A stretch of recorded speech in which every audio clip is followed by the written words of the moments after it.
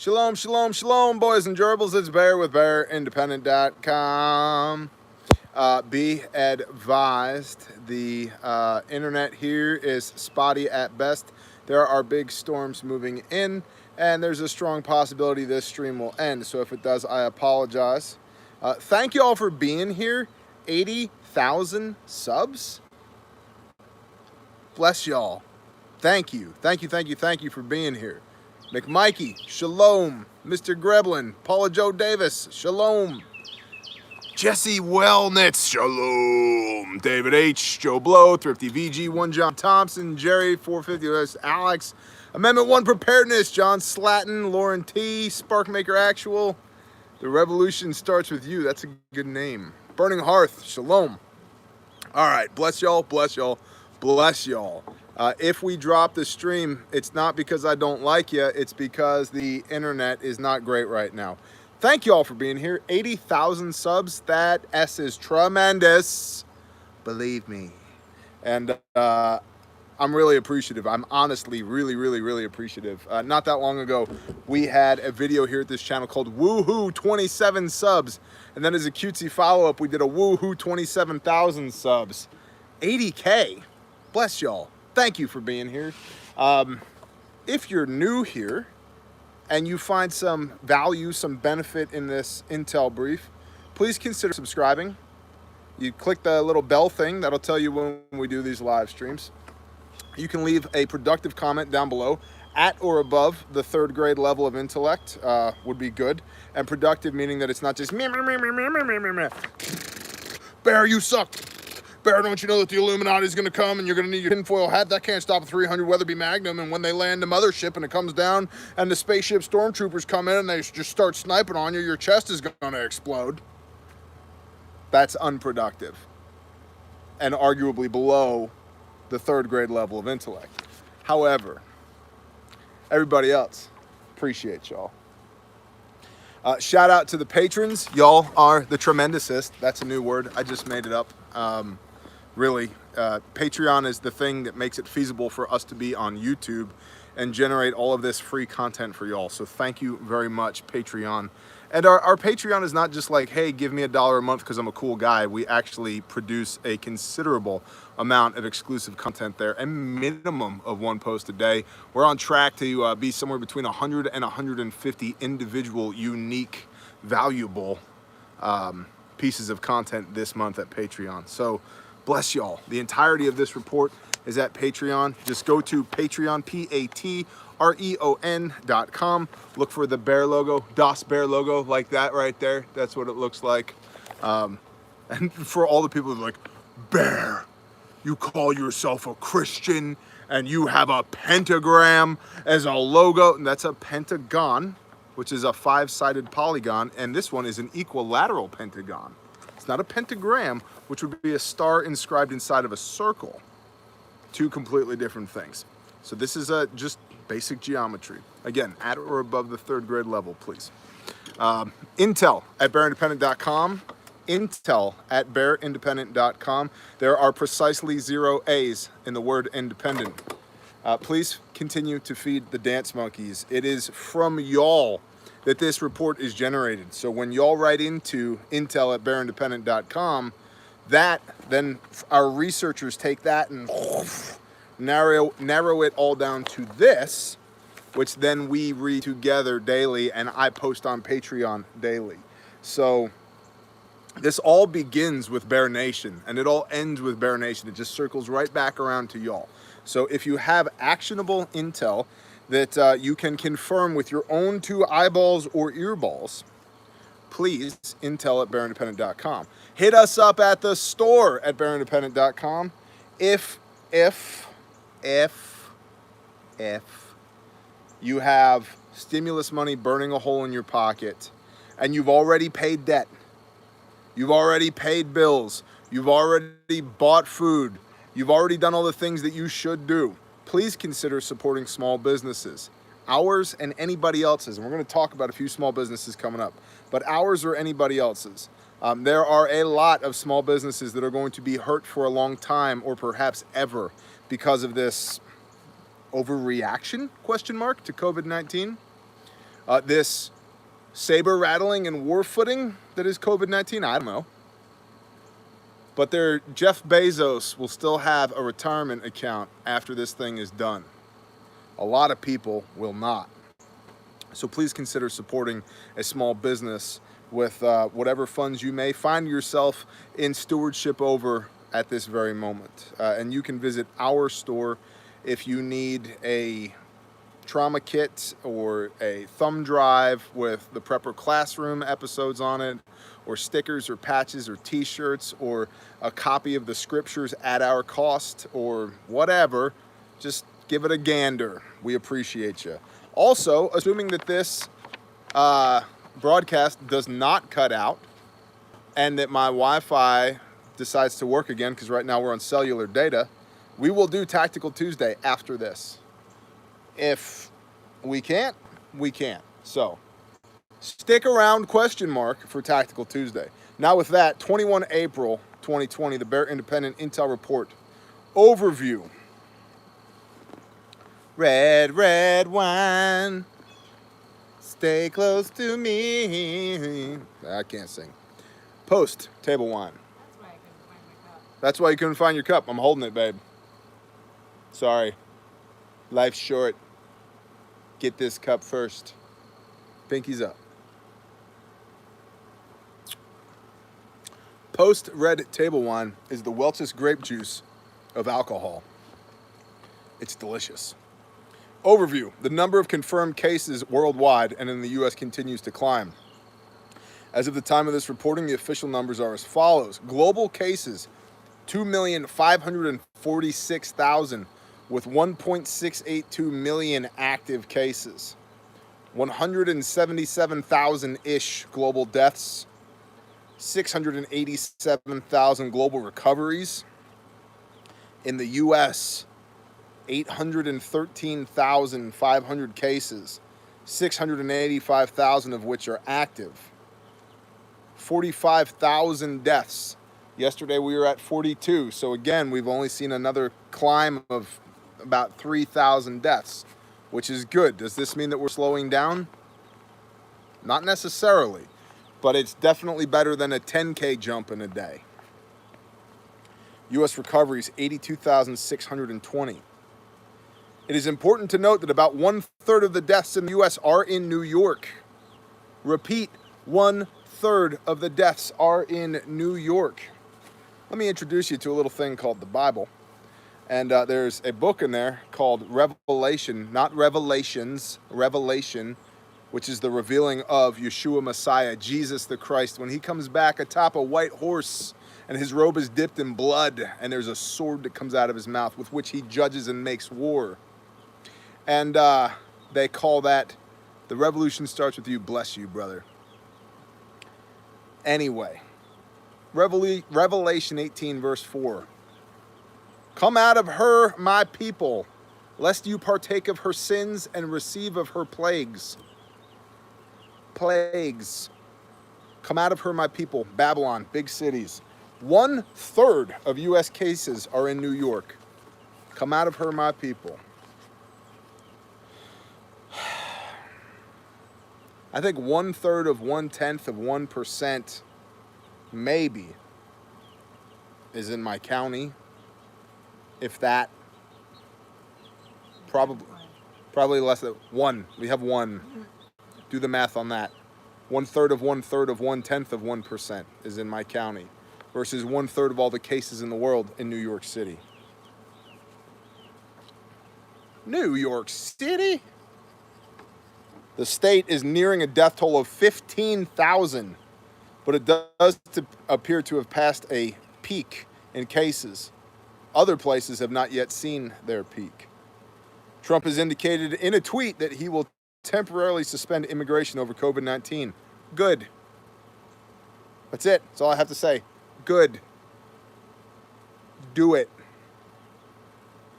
U.S. crude oil continues to tank as supply far outpaces demand.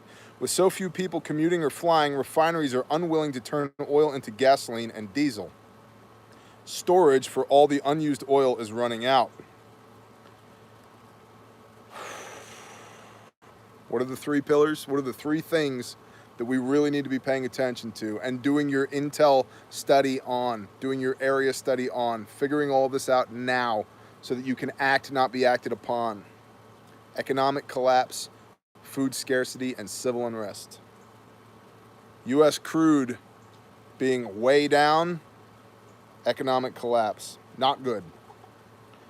And then, of course, we have war. Everybody's favorite.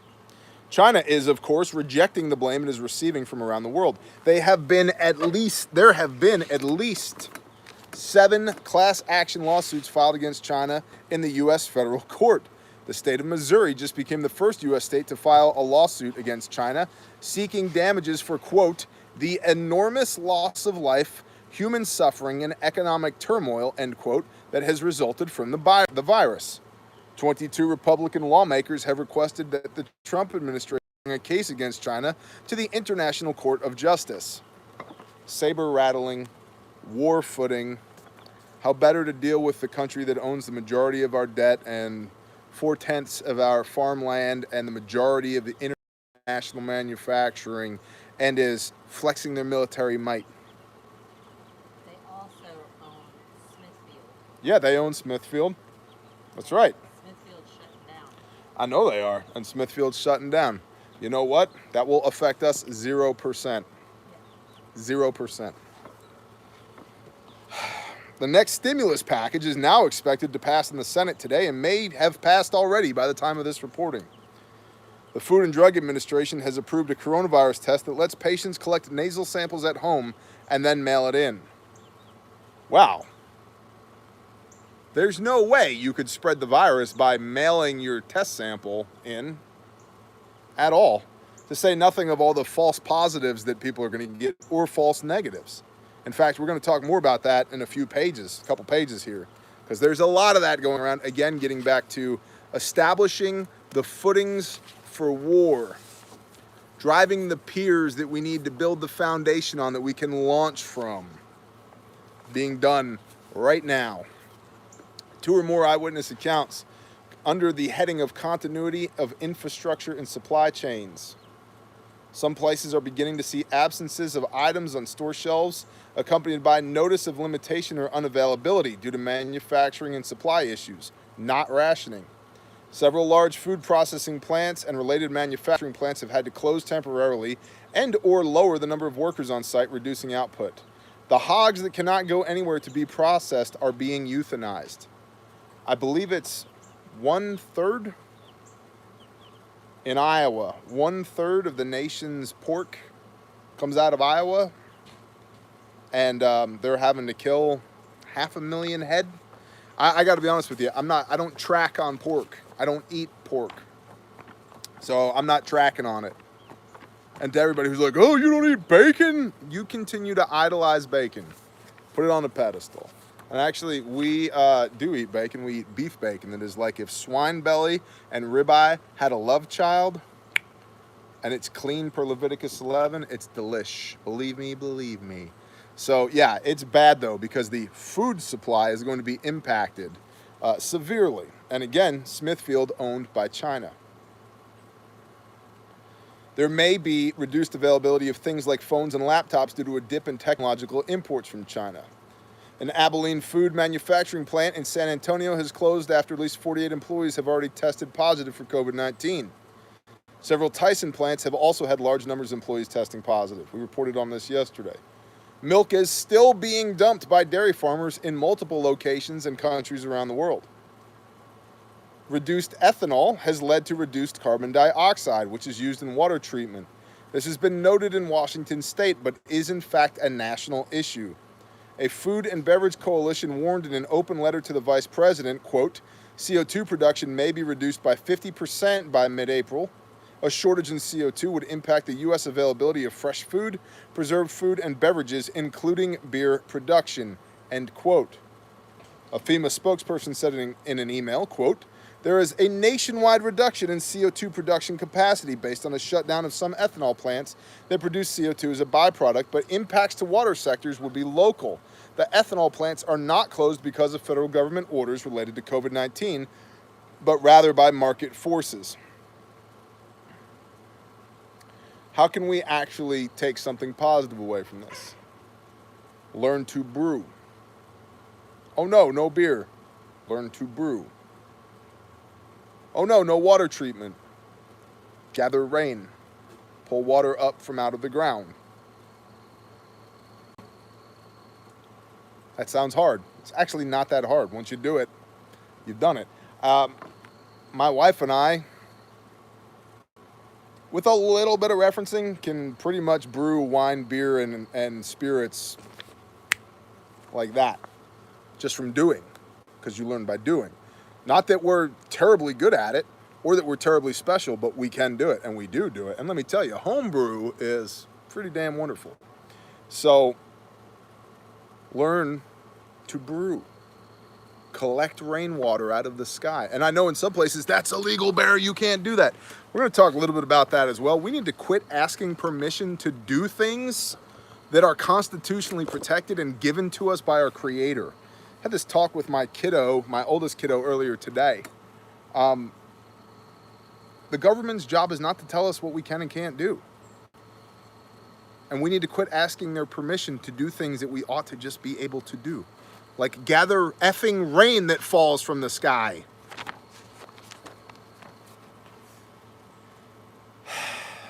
A new Wyoming law, Animal Share Amendment, lets local ranchers sell cuts of meat directly to consumers. This is awesome.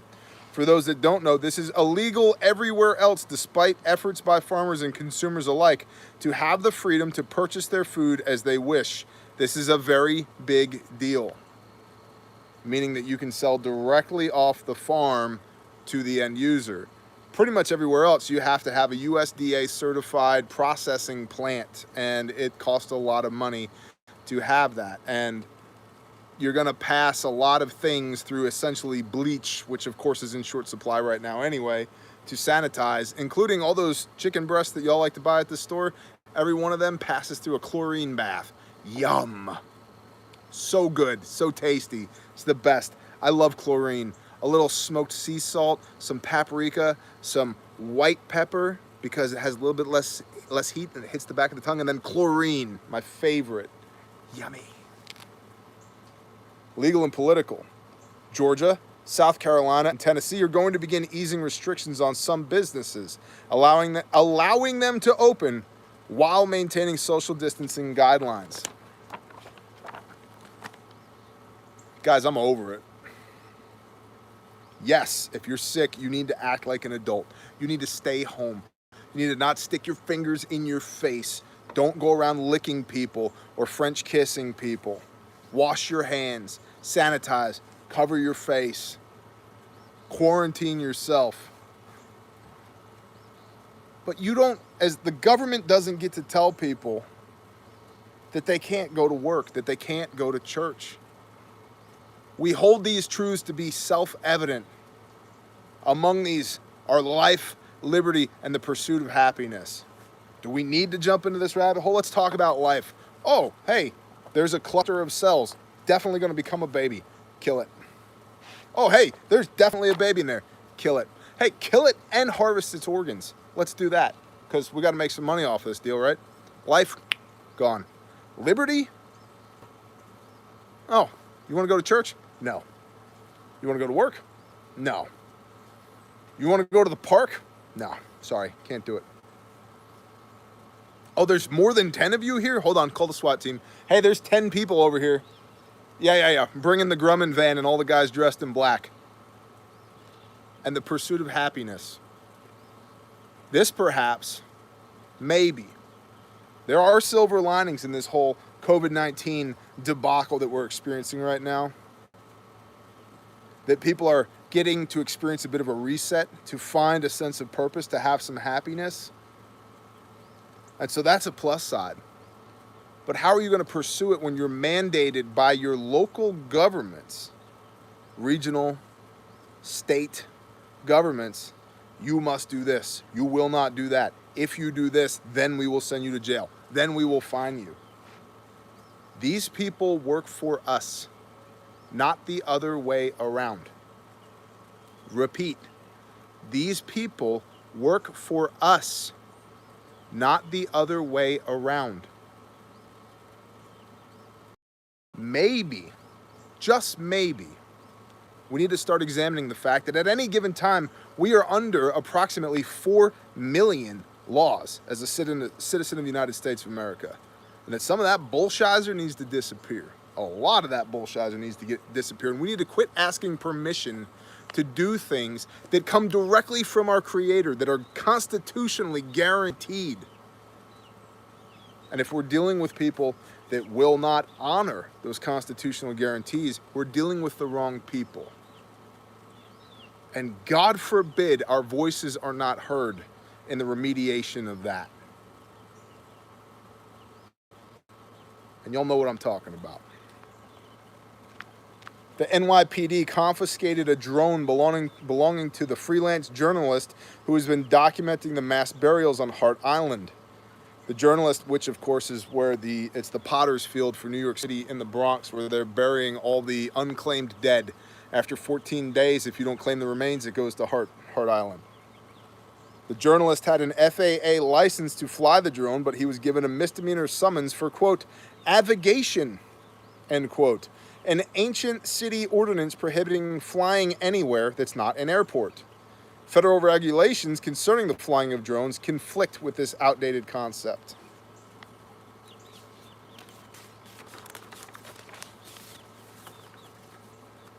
Medical. Repeating.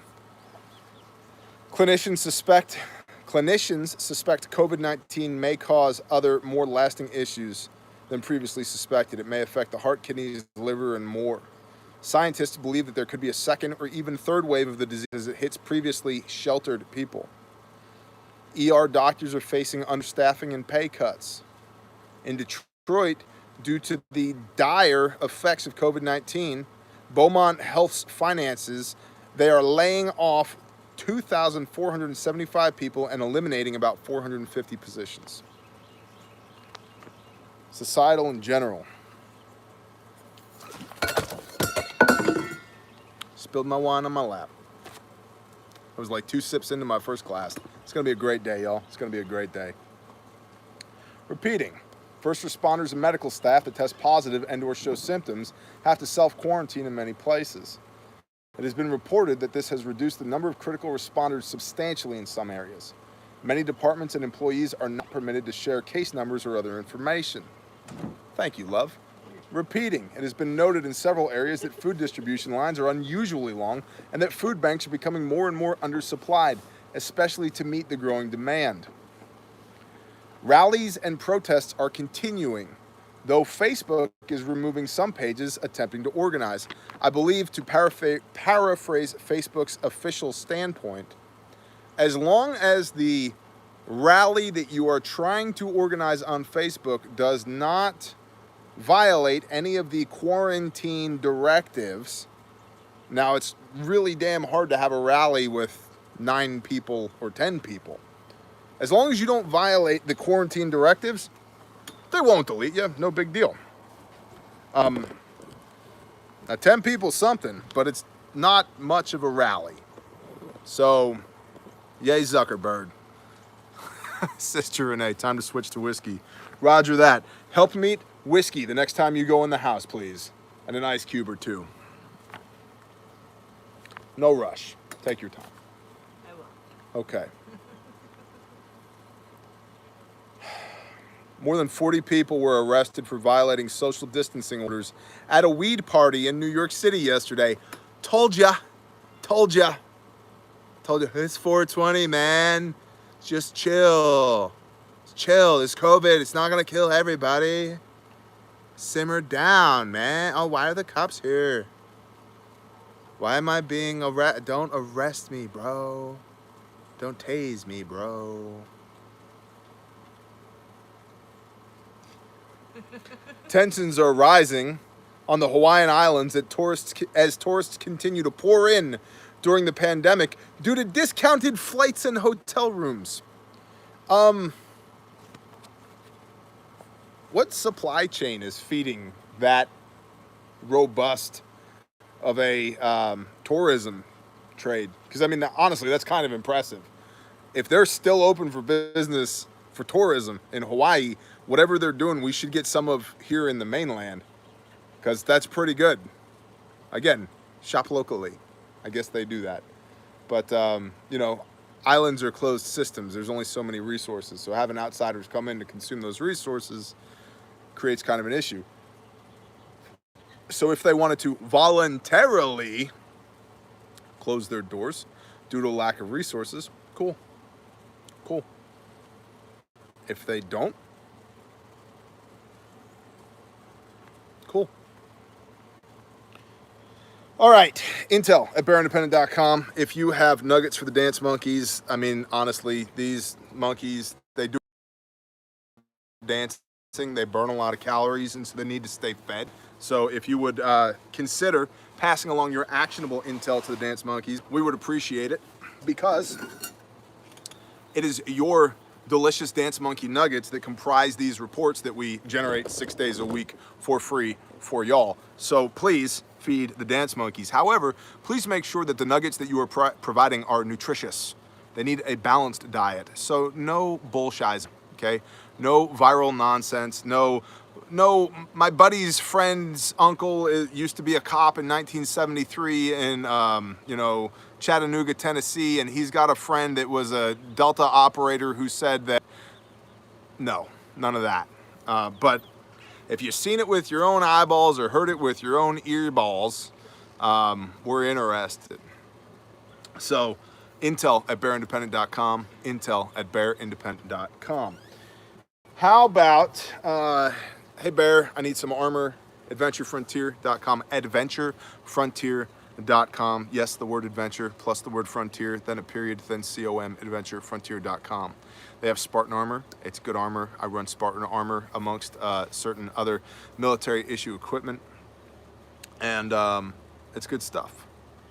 You can also get a Bear Fac or a Bear Minimum to hang off your Spartan armor while you're there. And so swing by, tell them Bear sent you, say hello.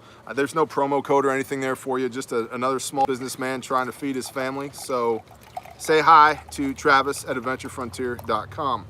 I'll tell you, we talked about them yesterday. This is the Hero Soap Company. This stupid cup is now full again and shall live over here. This is Hero Soap. Out here, this is Peppermint Plus Cool, and this is the Spearmint. Now the Peppermint Plus Cool is the one that's supposed to make your boys tingle. So we're just gonna go ahead and try this live on camera. Hold on. I'm just kidding, we're not gonna do it live on camera. But we are gonna open one of these and take a sniff of it. So this is veteran owned, all the blah blah blahs, cruelty free, organic, you know, goat milk. Oh, it does smell really good. Look at that. Hand cut soap, like real soap made by real people. This is the Spearmint, and it smells almost precisely like Mentos spearmint gum. Which we chew because it doesn't have swine drippings in it, like some other gum does. It's really good. And so, veteran-owned company, Hero Soap Company, all the blah, blah, blahs. Again, consider supporting small businesses. If you have it in the budget to do so, I do believe the promo code BEAR works there. I don't remember what that gets you, but these guys reached out to me months ago and said, hey, can we send you some soap to make your nuts tingle? And I was like, absolutely, I'm in. And then life happened, and I haven't gotten to the review yet, but they're really good dudes. I enjoyed talking to them on the phone, and before this whole coronavirus thing happened, I was gonna go to their facility and we were gonna make some soap and shoot some videos while we were there, but now, you know, different things going on. So the Hero Soap Company, right there, Hero Soap Company, highly recommended. You should check them out. And my wife brought the whiskey. Yeah. Did you find him? I don't know. Is he looking for him? Yeah. Well, I poured myself more wine, so thanks for the ice cubes. All right. And then, of course, y'all know what this is. Some of y'all don't, though, and maybe you need a reminder. This is the Bare Minimum, hand stitched. Look at that. Look at that stitching. made by Brother Cody at Sojourn Gear. Oh, I brought you whiskey too. Well, I appreciate the whiskey. This is Scissor Tail. Got this from, not Phelps. Who gave me Scissor Tail? I bought Scissor Tail, that's right.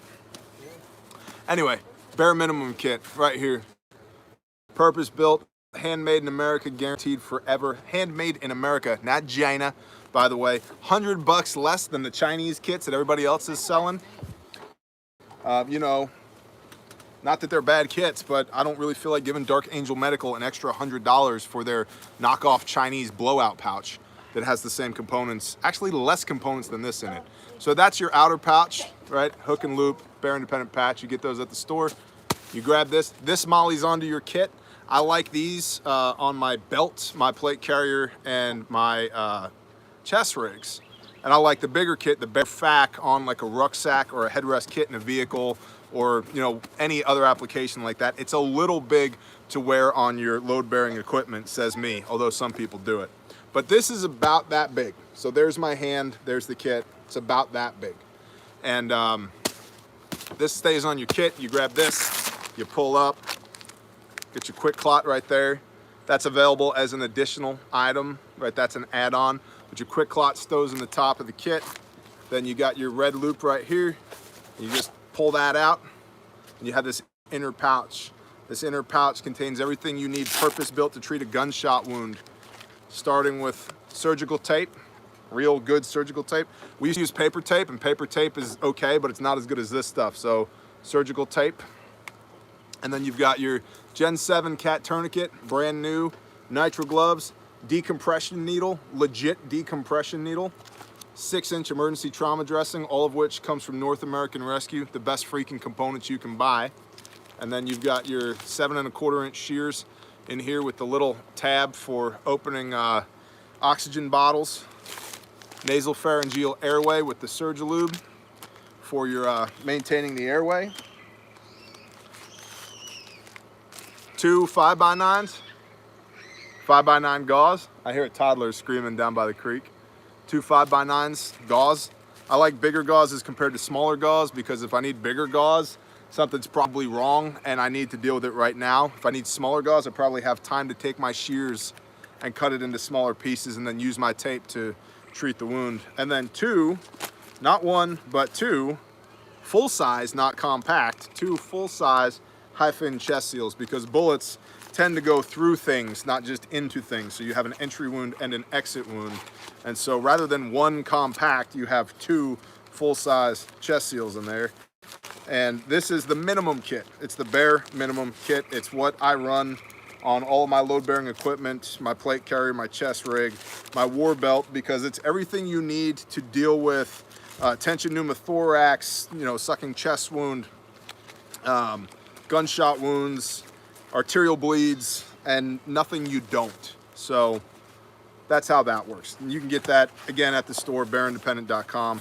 Really appreciate y'all. And at Patreon, there's a promo code that you can use at the store that will get you 10% off, but that's for patrons only. And I put that in the daily brief write-up every day. So if you're a patron and you've already paid your bills and you've already paid down debt, and you have already bought food, and you've already done all the other things you need to do, and you still have a little bit of money burning a hole in your pocket, please consider supporting a small business.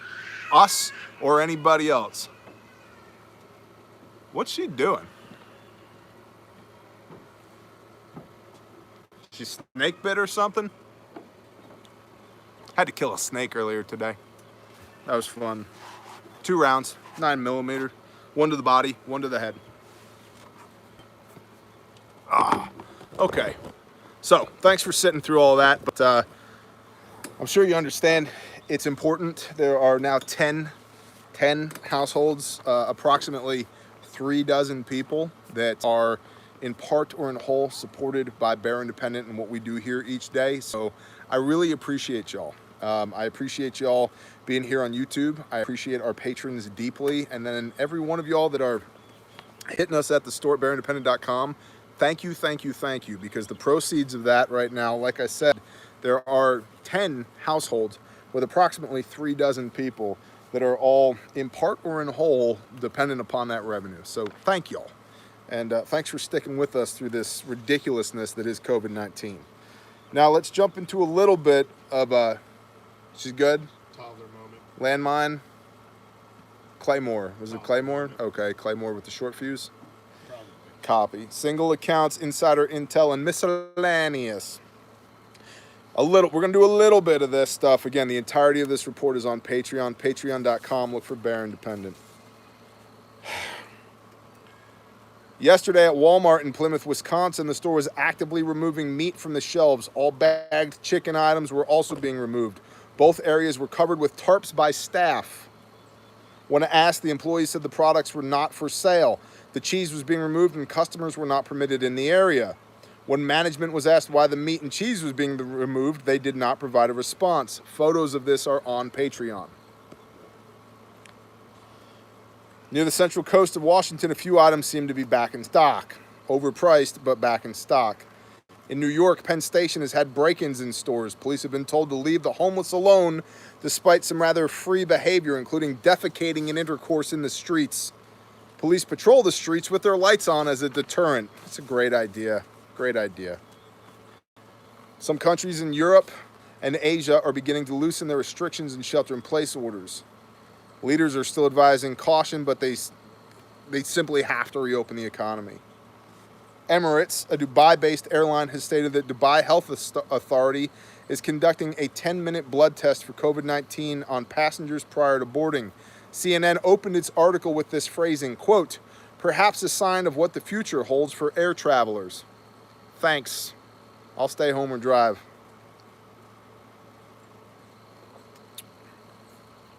Online exploitation of children is at a record high in Alberta, Canada. Here comes a rabbit hole. For those of y'all that support what we do at Grindstone Ministries, bless y'all and thank y'all. For those who don't, I recommend just clicking around our channel a little bit. Just put Bear Independent Grindstone in the search bar, and you'll see some of what we do, some of the missions that we do. We have deployed, 13 times now in the last 15 months for disaster relief, and now more than ever we're partnered with Bethany House and the Demand Project. Bethany House is a facility, an intake facility for victims of human trafficking and sex crimes, the average of which is 8 and 12 years old. The average of which has been abused 28 to 30 times. They also roll up perverts, the average of which is responsible for 70 crimes. So you roll up one pervert, 70 children. So you roll up one pervert, you've prevented approximately 2,100 crimes. And so Grindstone, what Grindstone does is Grindstone is a construction ministry that is basically, think of like Habitat for Humanity is the regular army. Grindstone's like the Most High's special forces. We get in, we get the job done, we train up people over there, and then we GTFO, baby, we're gone. Well, that has been our MO, but we are partnered hardcore with the Demand Project, thedemandproject.org. There are only 460 beds in the entire nation to treat victims of human trafficking and sex crimes. And per DHS, the bed has to be dedicated to someone who has been trafficked in order to treat somebody who's been trafficked, which is stupid. They can't just go to a regular hospital.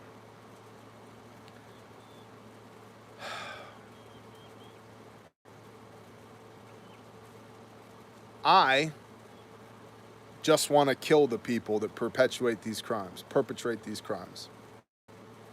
That's how, in my mind, I know how to fix this problem. I don't know, and of course there's legal ramifications right now for doing things like that. So instead, the Demand Project, part of what they do is they roll these bastards up and they make sure that they get the highest sentences probable. They also teach prevention to young people in schools. About 3,000 per month. 3,000 kids per month being taught in school auditoriums, or at least prior to COVID-19. And then they have rehabilitation and restoration, and they focus on 6 facets: The mental, physical, emotional, spiritual, educational, and financial. Spiritual being key. You can have no real healing and restoration without a relationship with the Most High through His Son, through Messiah. Grindstone's not good at any of that, but we're damn good at construction. And so the moment this COVID-19 bullcrap falls away, we have committed to build the chapel at Bethany House. Bethany House itself, the intake facility, is practically done. Praise the Most High. We've done 3 deployments there, and then there's been teams of dedicated people that rather than do a full-blown deployment have just been going on the weekends or spending time during the week, onesies, twosies, threesies, foursies, to go in there and paint this thing, tighten this screw, hang this door, get it done. And I want nothing more than to go there and show y'all what has been accomplished and thank y'all for supporting Grindstone. Our next mission is to build this chapel there.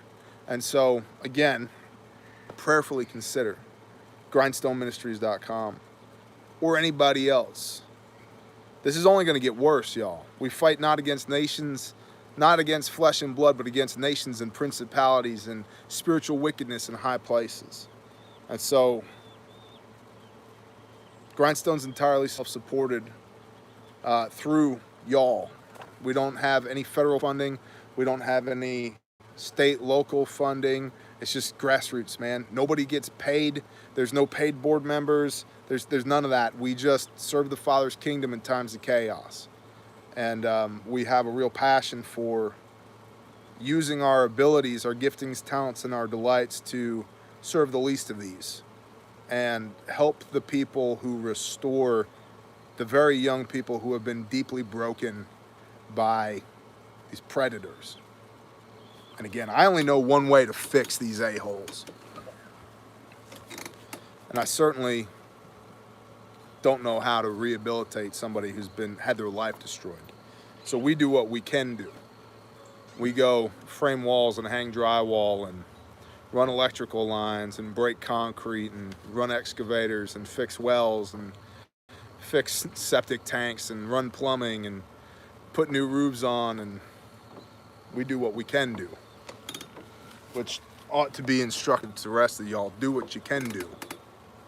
Now I'm gonna shut up about that. It is believed that the leader of North Korea, Kim Jong-un, is gravely ill.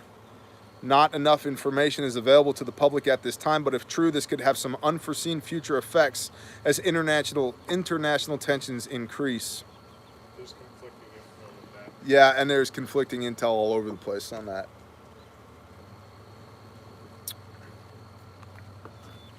India just reported that only 6% of the COVID-19 test kits from China provided accurate results.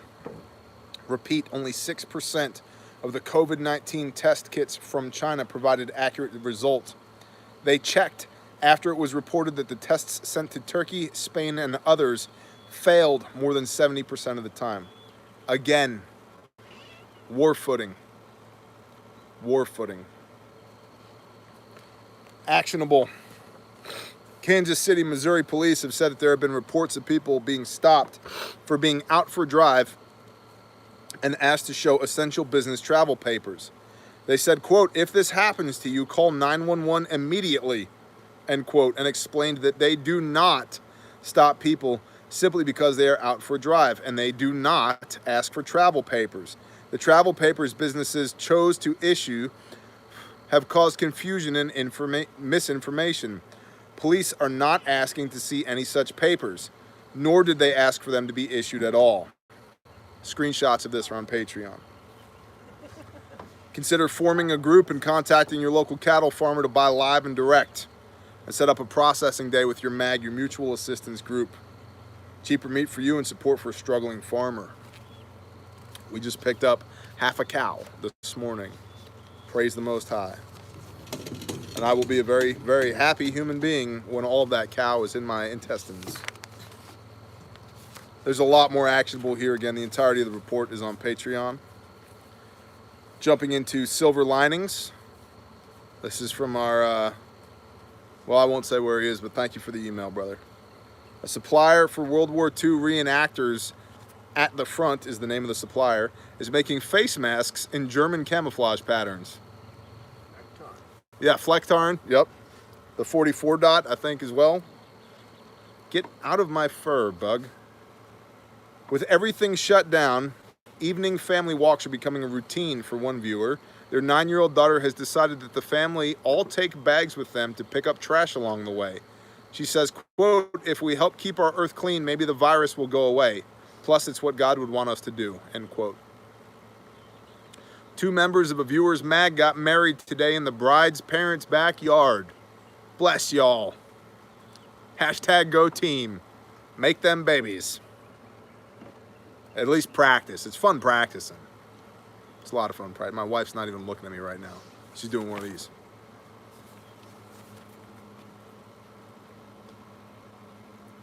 A viewer's neighbor's girl, whose brain cancer surgery was postponed, got her surgery, eliminating 99% of the cancer. Awesome.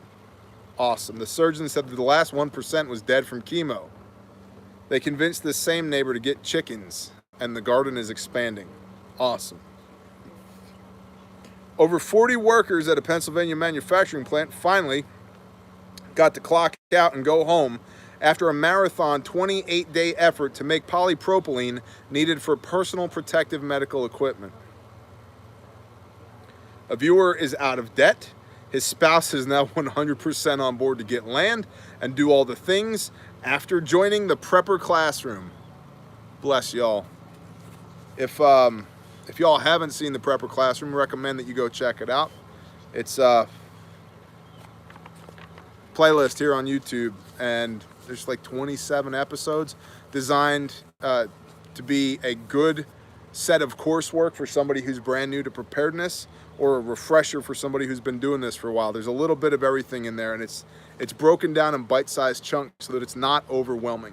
That's the whole idea behind it. And most of them are between 20 and 30 minutes long. So it's fairly concise. A couple of them go like 35 minutes long, but it's fairly concise. And I encourage you to get a binder, a notebook, and take notes in your prepper notebook as you work through it. And the idea here is that this content is designed to be shareable to people that don't know, that have never done this before, and they're like, I know I need food. How much food? What kind of food? I know that I should prep, but what is prepping? I know that I need to talk to people, but how? Right? And like, How to Win Friends and Influence People. Good book. Anyway. She is a nurse and he is an EMT. Good job, y'all. And the final silver lining. I was told by the dance monkeys. The dance monkeys said in their daily reporting to me, they said, you know, we like New Yorkers a lot more than we thought we were gonna, based upon this. Mayor Bill de Blasio's, quote, tip line set up for New Yorkers to snitch on each other for order violations was flooded with obscenities, such as eat a bag of phalluses. Actual phallus pics, people flipping the bird, and pointed Nazi-themed memes criticizing the concept of having neighbors turn one another in. As a bonus, a caller said, de Blasio looked at me and coughed in my direction. According to the Urban Dictionary, cough is a newly coined term for coughing while infected with the coronavirus. So somebody in New York reported de Blasio for coughing in their direction, which is wonderful. The line was so heavily inundated with these types of messages that the service had to temporarily shut down. A New York Police Department source said, the city has begun vetting everything before dispersing the information to precincts. Good. Keep it going. Bear Nation, I know you're going to have very little to do this evening, a lot of y'all. Maybe call in a nice thing to de Blasio. I'm not saying be rude. Maybe just call in and say hi. Hey, Mayor Bill. Bear sent me. Useful resources. We got a bunch of links here available on Patreon. Notes, check out the forums at bearindependent.com. As previously stated, that's why we have the forums at bearindependent.com, because I am not the prepper matchmaker. I don't know who all of your new friends are going to be in East Overshoe, Indiana. Not a clue. Or Rough and Ready, California. I have no idea. But if you go look around on the forums, it's a good place to meet like-minded people. And if you're trying to set something up like, hey, a rally in New Jersey to protest the tyrannical state government, we won't shut you down. We believe in freedom of speech. Go do what you got to do, man. Forums, bearindependent.com. Grindstone Ministries. We're still looking for an attorney and a grant writer. We're talking to several people, but if you are an attorney or a grant writer and you would like to join our team at Grindstone, and it is a team, there are dozens of awesome, highly motivated people who are totally on board with kicking a bunch of ass for our Creator and to serve His kingdom and to go to war for the least of these. Shoot us an email, ntxmag@gmail.com, November Tango X-Ray, Mike Alpha Golf @gmail.com, looking for an attorney and a grant writer. Again, the entirety of this report is on Patreon. Shout out to the patrons. Y'all are freaking tremendous. Intel@bearindependent.com. If you have any tasty Intel nuggets for the dance monkeys, I do not want them to starve to death, so please keep them fed. Intel@bearindependent.com. Check out the store, all the cool things going on in the store. Stickers, patches, t-shirts, thumb drives, copies of the scriptures, bookmarks, IFAKs, individual first aid kits, the bare facts and the bare minimums. I don't even remember what all is in there. My wife runs it and she's doing a damn good job of it. And then what did we do today? Somebody I know did some top-down jeeping. It was a good day for some top-down jeeping, doors off, just getting a cruise in. That was cool. Animals were fed. There was an impromptu daddy-daughter date at the drive-through of a popular chicken restaurant. It was good. It's the only thing I had to eat today, and I dig it. Do we need to kill that goat? Okay, you sure? Yeah. Okay. No, she was on top of the shelf in the sheep shed. She was on top of the shelf in the sheep shed? How the hell did she get up there? I think she jumped on the hutch. She jumped on the hutch. Can I just murder that goat, please? Live on this live stream? Please? Please? Please? Okay, fine. What else did we do? Oh, I milled slabs with a chainsaw. Steel MS-391 in an Alaskan mill. Made some loblolly pine slabs. We set beams for our bridge today using a little track hoe. My wife burnt brush. We picked up half a cow from our local butcher. Did some gabbing with the butcher and some of the locals there. Just getting kind of the feel of the community. People are pissed off, by the way. People are starting to get frustrated, like really starting to get frustrated. They do not appreciate being treated like cattle when they go into Walmart. They do not appreciate having people tell them how to live their lives. And you know what? Good. Good. We should all do one of these. Realize, oh, that's right. I do have testicles. I am a man, and I'm going to stand up to tyranny. We bought a freezer, the last chest freezer at Lowe's at the big town near us. The very last one. And somehow it happened to be $40 less than sticker price. So Jack Watts says, kill the goat. Thanks, Jack. I talked to the big kids about how the world is different right now, how the world is changing, and the dichotomy between the entire reason that we prep is to maintain normalcy for them, but I also want them to understand that for everybody else, or for a lot of other people, it's not normal anymore. And so there's a real push-pull there for me, because I want them insulated from chaos, but I want them to understand how blessed they are that chaos isn't on their doorstep and will not arrive on their doorstep as long as there's a breath of air left in my lungs. That's what we did today. I guess we're going to do Tactical Tuesday next. But first we're going to pray, because that's how we do this little thing we call the Bear Daily Brief. And of course, here comes the dog. And precisely when it's time to do the important things, the dog shows up. Here we go. Father Yah, thank you for everybody within the sound of my voice. Thank you for being sovereign over all things, including this COVID-19 debacle. Father, I pray that you'd continue to speak truth to us. I pray that you would alleviate the tension and the anxiety and the angst and the pain and the suffering that people are feeling out there, that you would provide to us our daily bread, even though we are undeserving of it. Father, thank you for your tender mercies that are made new daily. Thank you for stretching out your mighty hand to us broken POSs here on earth, and thank you for making a way through Yeshua Messiah for us to come into union with you again, Father.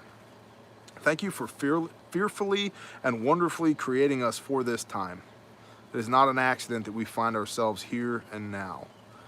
And so I pray that you would reveal to each one of us why it is that you made us for the here and now, and that you would encourage us and walk with us down those pathways, those opportunities that you present to us to be the thing that you fearfully and wonderfully created in the first place. I pray that you'd heal us. I pray that you would make us new. I thank you for redemption through Yeshua Messiah and restoration to you through Yeshua. And Father, if there's anything within the sound of my voice that's not of you, I rebuke it in the name of Yeshua Messiah and command it to flee. I pray that you'd fill us up with your Ruach HaKodesh, your Holy Spirit, Father, and that you'd be indwelt in us, and that you would encourage us daily, that you would walk with us, and you would be Yahweh our Elohim, that you would be Father God, that you would continue to be sovereign over all things. I ask these things in Yeshua's name. Amen.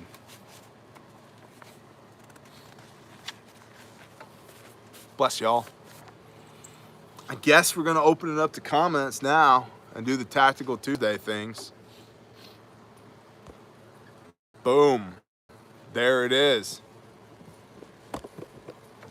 And we're live, Tactical Tuesday.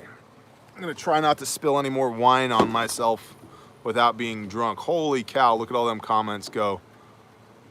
Jimmy Sparuli. Or Spruill. Amen. Scott. Holy cow. Sister Renee. Shalom. Michael, shalom, Nosomatics, Shaloha, Amendment 1, use a sippy cup. Scott, you're funny. What do y'all want to talk about?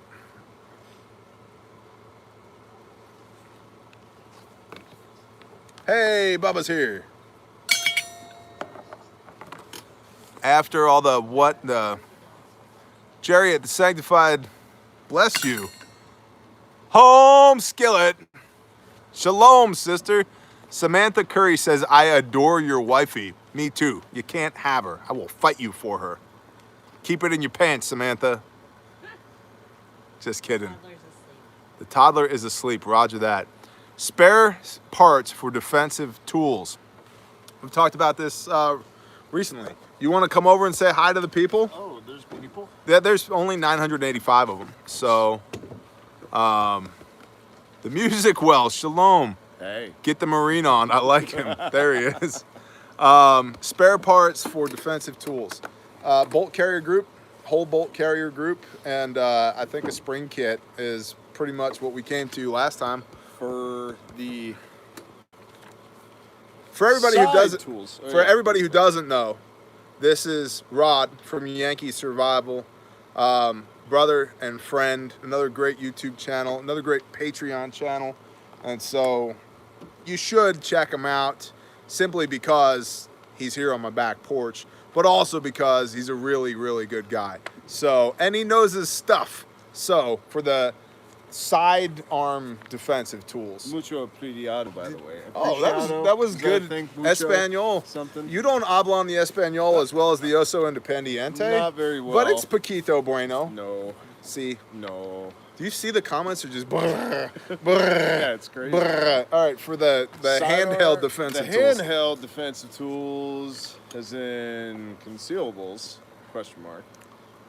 Philip S. Definitely Bless go with you. like a Thank you. guide rod and spring Like it? as a backup. Pins for trigger groups. Pins are smart to have. And maybe, I mean, depending on the modularity of specific firearm things. Modularity. You could, there's a bunch of different spare parts that you can get. Just type in whatever you have. Spare parts? followed by parts kit. And you will find That's a good parts idea. kits for the thing that you The have crazy specifically. Canuck.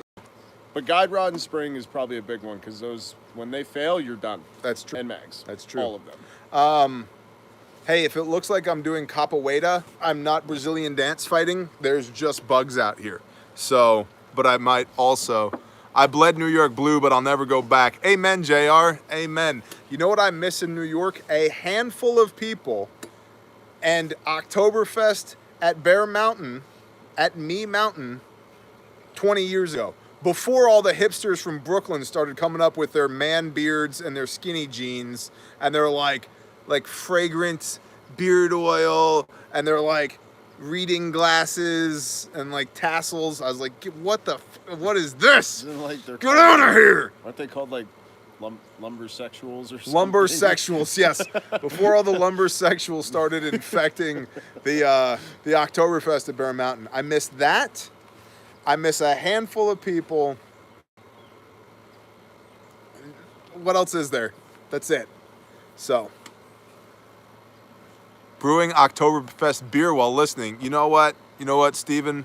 You put it in a box, you lie about what's in the box, and you send it to Bear. Just saying. Okay. James Cipriano. Holy cow.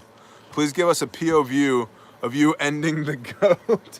Well, the goat's now on tether, so it wouldn't be very sporting if I just walked up to the end of the tether and just... Where in New York are you from? So, no. Upstate New York. How's that for an answer? Palmetto Paratrooper, Shalom. Upstate New York. Grew up near the original Remington Arms Factory. Where is Mama Bear? Bama by the Bay. She's over here. I saw a girl today with a man bun. I said, nice man bun. She gave me a strange look. Oh, I can't even look at pizza stuff now. I don't know. I like pizza. Matthew Brady. So here's the deal. Vicky Fulkerson, shalom. Douglas, shalom. OPSEC, bro. Amen. So upstate New York is gorgeous. And upstate New York, when I was growing up, was a lot different. Like, people say to me, the people, they tell me all the time, listen, Bear, if you're from New York, how did you deal with all the concrete? I'm like, we had hay fields and hardwood forest and swamp and cows and chickens, and they're like, in New York, they think the whole state of New York is concrete and high rises. It's not. Like, in upstate New York, we had a farm, bro, like, and a barn, and like we did farmy things, and you know, I had a shotgun and a rifle in my pickup truck that I took to school growing up. Now, not so much. And I left upstate New York when the town that I lived in passed an ordinance that it was a $250 fine if you put a blue tarp on your firewood because it was an eyesore. And so, me being me, I sold firewood at the time because I had a tree business and a timber harvesting business. And so I went to the hardware store and bought every effing blue tarp they had and gave them away for free if you bought a quart of firewood as a nice gesture to the town. So, yeah, I'm good on New York. Is breaking an animal's neck for meat considered the same as suffocating from a biblical standpoint? Matthew Gentry, that's a good idea. No, because when they strangled an animal, and you're probably talking about Acts 15 through 19, talking about the prescription to the Gentiles who are coming to a belief in Elohim through Yeshua Messiah, the four things to avoid and the one thing to do: avoid idolatry, fornication, blood, the consumption of blood, and strangulation, and go to the temple on the Sabbath and hear the words of Moses. And for everybody who's like, what did he just say? Acts, which is the history of the early church, the book of Acts immediately after the Gospel of John, chapter 15, verse 15 through 19. And there's a couple of Old Testament prophecy in there. Verse 15 and 16 is OT. But anyway, that strangulation was when they would strangle something that was part of a pagan worship ritual where they would feel the life force go out of it, and they would feel like they had absorbed that energy into them. So if you're not doing that, then no, it is not the same thing. Waiting on my PSA Angry Joe AR-14 strip lower. Yes, it's a thing. Low-key observer, bless you. I'm aware. So, Canuck says he loves your channel, Yank. Thanks. Yeah. Crazy Canuck's got a channel as well. You should go watch it. It's pretty good. He does. It is. He's so anyway. No, really, he's awesome. I love the guy. He's awesome. Canuck is like, again, getting back to badasses at Grindstone, Canuck is one of them, and he's a damn good project manager and a hell of a guy. And he's got a little channel too. Y'all should go blow him up. Just go blow him up. He's awesome. So, drones for perimeter patrol, Nosmatics, possibly. You need all the things. I did a video on drones for YouTube back in the day. What do you think? If I want a drone for perimeter patrol, I'm going, and I don't have the money to do this, but I would get the top end of the top end drones. Okay. I want battery life. Right. I want distance. I want height, and I want Hellfire the best missiles. camera. Oh, No, thermals too. Okay. Like, you might as well just get me like a surplus. you're gonna Predator put drone. some thermals on your drone, eh? Yep. Like long-handled underwear. Yep. Okay. I want a surplus Predator. It gets cold up there. Bye. It gets cold up there. I You want a put drone. you put the socks on the propellers so when it takes off they don't get cold, you know. It just moved its window. Yeah, it just puts its wind right out the butt flap in the long-handled underwear, and that's how the drone takes off. You put a little toboggan cap on the top of it because the air gets thin and cold up there, and then there you go. The problem with the drone thing is that with a lot of drones nowadays, I mean, man, if it's like bad weather and you're trying to fly that thing, or they do have wind stabilization, but man, I mean, I'm not going to rely on it, and you're gonna hear it unless you get, like, I'm talking like your drone can go 1,000+ feet into the air, along with being a mile away in any direction from where you're standing. I mean, you're dropping serious money into something like that. Like, I don't know if it would necessarily be worth it. I mean, it's kind of cool to have neighbors with binoculars and stuff. It is. It's also cool to have neighbors with drones. That too. So, and there are some drones at RTB, return to base. You know, when they battery gets low, they know where home is and they go home again. And they have tactical applications for sure, but If you want to get one before the what is it, the FAA says nobody can have drones. yeah, I agree with that. But You know. here's my thing. After the day that we had today, who's going to run the drone right now? Like, and this is where you get into specialization in labor. You have somebody who's on the security team that's the drone guy. That means that first you have enough people to have a security team, and second, there's enough people on the security team to have a guy that's just the drone guy, or a few people that are cross-trained as the drone guys or girls.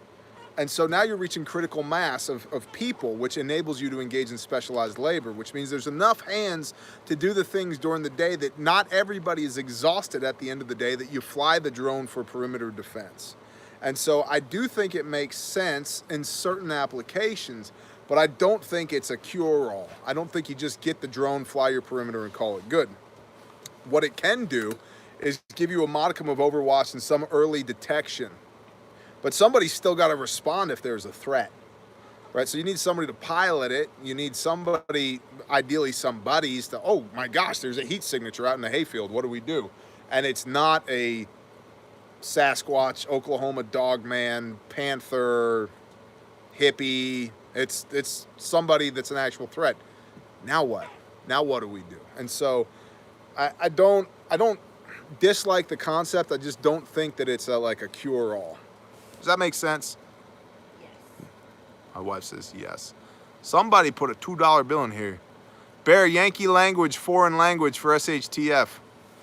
Bear Yankee, learn foreign language for SHTF. Garrick Peterick. If you live close to Mexico, know Spanish. If you live close to northeastern Canada, learn French.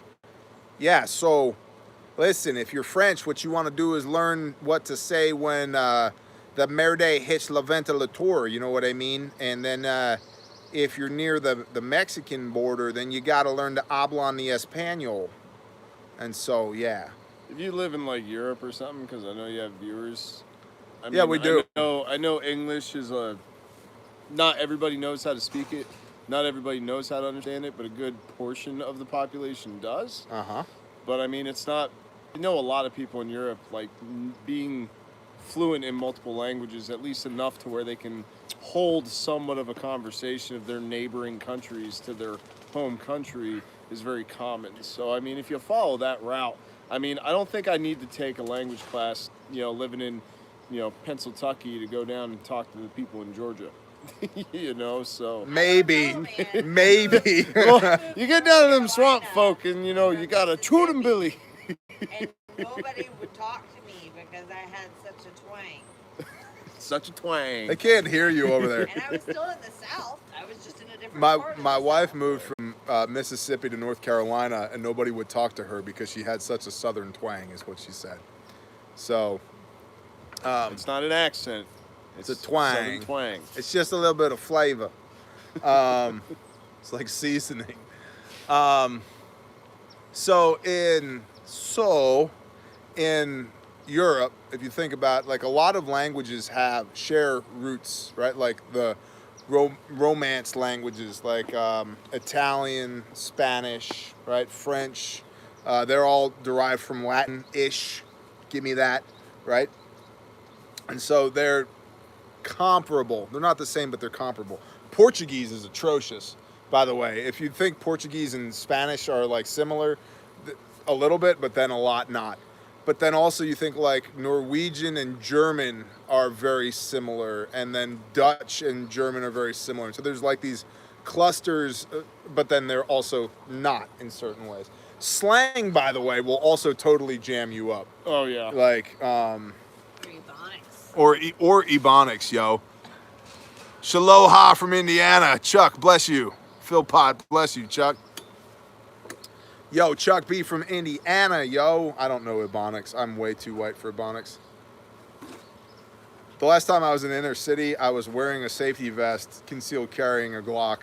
So, and for whatever reason, people don't really want to talk to me when I'm working. So, what else we got? Been the chainsaw. Those Hoosiers. Unbiased sinner, what's up? Back to you, you know. Earl's daughter, Shalom sister. I used to speak some Scottish Gaelic. That's cool. Dutch, German, and Flemish are all similar. Agreed. I'm over in Stankin' Rankin. Thanks for the last 20 years. The military moving us nonstop. I adapt easily to each accent. I like it. Mandarin. Oh, we're still in language. Mr. Brees. The language you need to know before The World people War need to III. hear the Barabonics. I don't know any. Oh, Sister Renee, bless you. Did the safety vest keep you safe from all the yeet vandals? Yeah, James, that's what it was. It was a level 46 safety vest that I actually pulled out of World of Warcraft and then put on to me, and it stopped everything except ice mages. So, love from Albuquerque, Roger.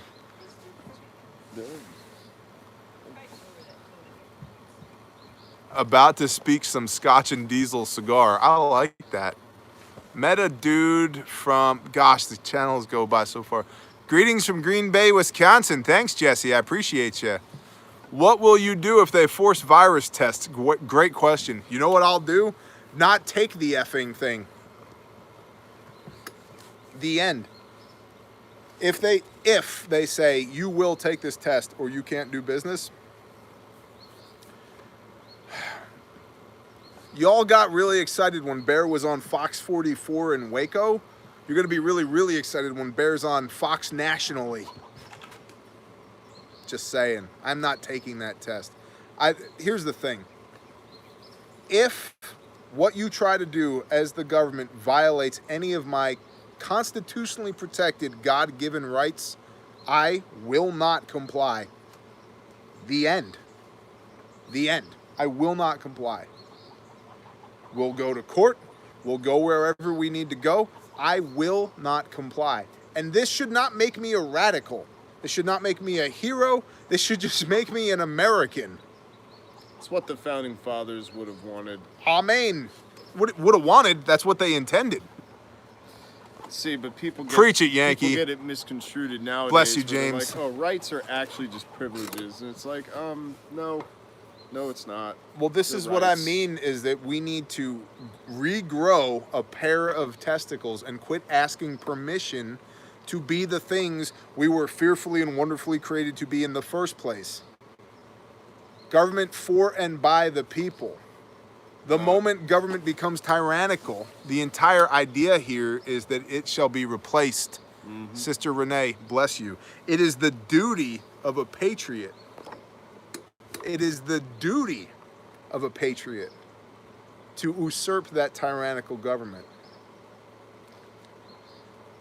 No, if there is mandatory testing, maybe where you are, who's going to come out here and mandatorily test us? It ain't gonna be the More sheriff. probable Yeah. In metro areas where you travel 2 miles. Yeah. And you get 30,000 people. Yeah, exactly. In North Texas, where it takes, to drive from Gunner, Texas to Prosper, Texas, it used to take 18 minutes. Now it takes 58 minutes because of all the stoplights and the people. They're going to have a lot better time instituting something like that there than they are here, where there's nobody here. Oh, they have a roadblock on the highway? Let's just take the ranch roads. And not only that, right. And this is what I mean by creating your own network. Be independent of the system. Come out of her, my people. We are building our own networks now. There's a reason, other than availability, we do business with our local butcher. There's a reason, other than convenience, that I know the names of every single person at every feed store in the area, and they know me. And we shake hands or do elbow bumps, and I know that they're, what their kids' names are, and how did that thing go that you were working on? And hey, man, I noticed you got new tires on you. That's right. It's called networking. There's reasons that we do this besides convenience. And there's also implications. There's a responsibility that comes on me for doing that as well. Is that, how shall I say this? Those that seek leadership are oftentimes not qualified to perform it, right? But if you find yourself in a position of leadership over people and over good people, you have a responsibility to those people to be a good leader and to lead to the best of your ability. Well, we are fostering relationships with lots of people, independent of the system, that will require this testing. That's not an accident. But the implication for me is to be the guy that I was fearfully and wonderfully created to be, to the best of my ability all the time. There's no easy out for me in that. But that's okay, because it holds me to a higher standard, and I think that helps everybody else around me be held to a higher standard, that we are all trying to perform to the expectations of our Creator, not of ourselves or anybody else, but of our Creator, and to do the best that we can with what we've got where we are at, to steal a phrase from Pastor Joe Fox. So, F mandatory testing. It won't happen out here, and if it does, we'll just go around that roadblock, improvise, adapt, overcome. I'm about to make a chicken go away. Do we need to go harvest a chicken? No, they're all fighting over the tote. They're fighting over the tote? Yeah, They they want to roost on the tote. want to roost on the tote. There's like 6 of those dummies up there. They'll figure it out. We've seen what 230 grain spear gold dots will do to poultry. I wonder So, what 55 grain Liberty Defense will do. and it'll make a big damn hole. So, Energy dump. big country, hello back at ya. Chicken fight. Greetings from Las Vegas. I think there's laws against that. Barry, what do you see coming this year? Man, I've been talking about that. Why don't you talk a little bit about that? What do you think's coming? And no pressure. Yeah, no pressure. What do you think's coming? Man, I think there's going to be a lot of political nonsense that's going to happen. Oh, Phelps, bless you. Shalom, brother. Thank We're going to you come for back to that. Go ahead. I think there's going to be a lot of political BS in between now and the election. I think there's going to be the continued softening of the economy I think certain states are going to keep trying to see how much control they can push onto the citizens. I think there's going to be other states that are going to be like, we're not going to be a part of that. So I think there's going to be a good data collection of the potential balkanization of states, because now you can see where the clusters are. I like Where it. are the states that are conjoined that are all pressing this direction versus the cluster of other states that are pressing this direction? Arkla Texahomas, for example. I don't. Texas isn't as Texas as Texas thinks it's Texas. So That is correct. I don't. That's a. I think it's just people during midterms and are just they get lazy, and I think that just kind of puts a bad blotch on the map. But you know, I'm not an expert when it comes to that. Seriously, I'm not an expert when it comes to that, so I don't know. I'm just going off of what I think. But definitely the food shortages, the way that it looks, I mean, man, it's all right there. It's all there. We're just not. We haven't even seen the. Well, no, I think we are seeing the impact of China manufacturing being shut down and imports being shut down. How many refrigerators are left inside that were made in China? Yeah, we got the There's last one. one. We got the last No, one and today. they have no idea when they're going to get more. That's correct. No clue. So I have no idea if there are cargo ships with hundreds of shipping containers on top of them and inside of them coming to the U.S. from China. That's going to affect your automotive industry. That's going to affect your appliances. That's going to affect your tools. That's going to affect a lot. Like a lot of things. Like companies Parts, need fluids, to start, chemicals. Yep.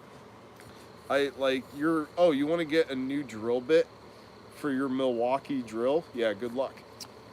You know, it's going to be like American companies are going to have to start manufacturing again in the United States, but that's going to cause, we're not paying Chinese slave labor anymore. We're paying Americans to make these things. So that $20 part is now going to cost you $80.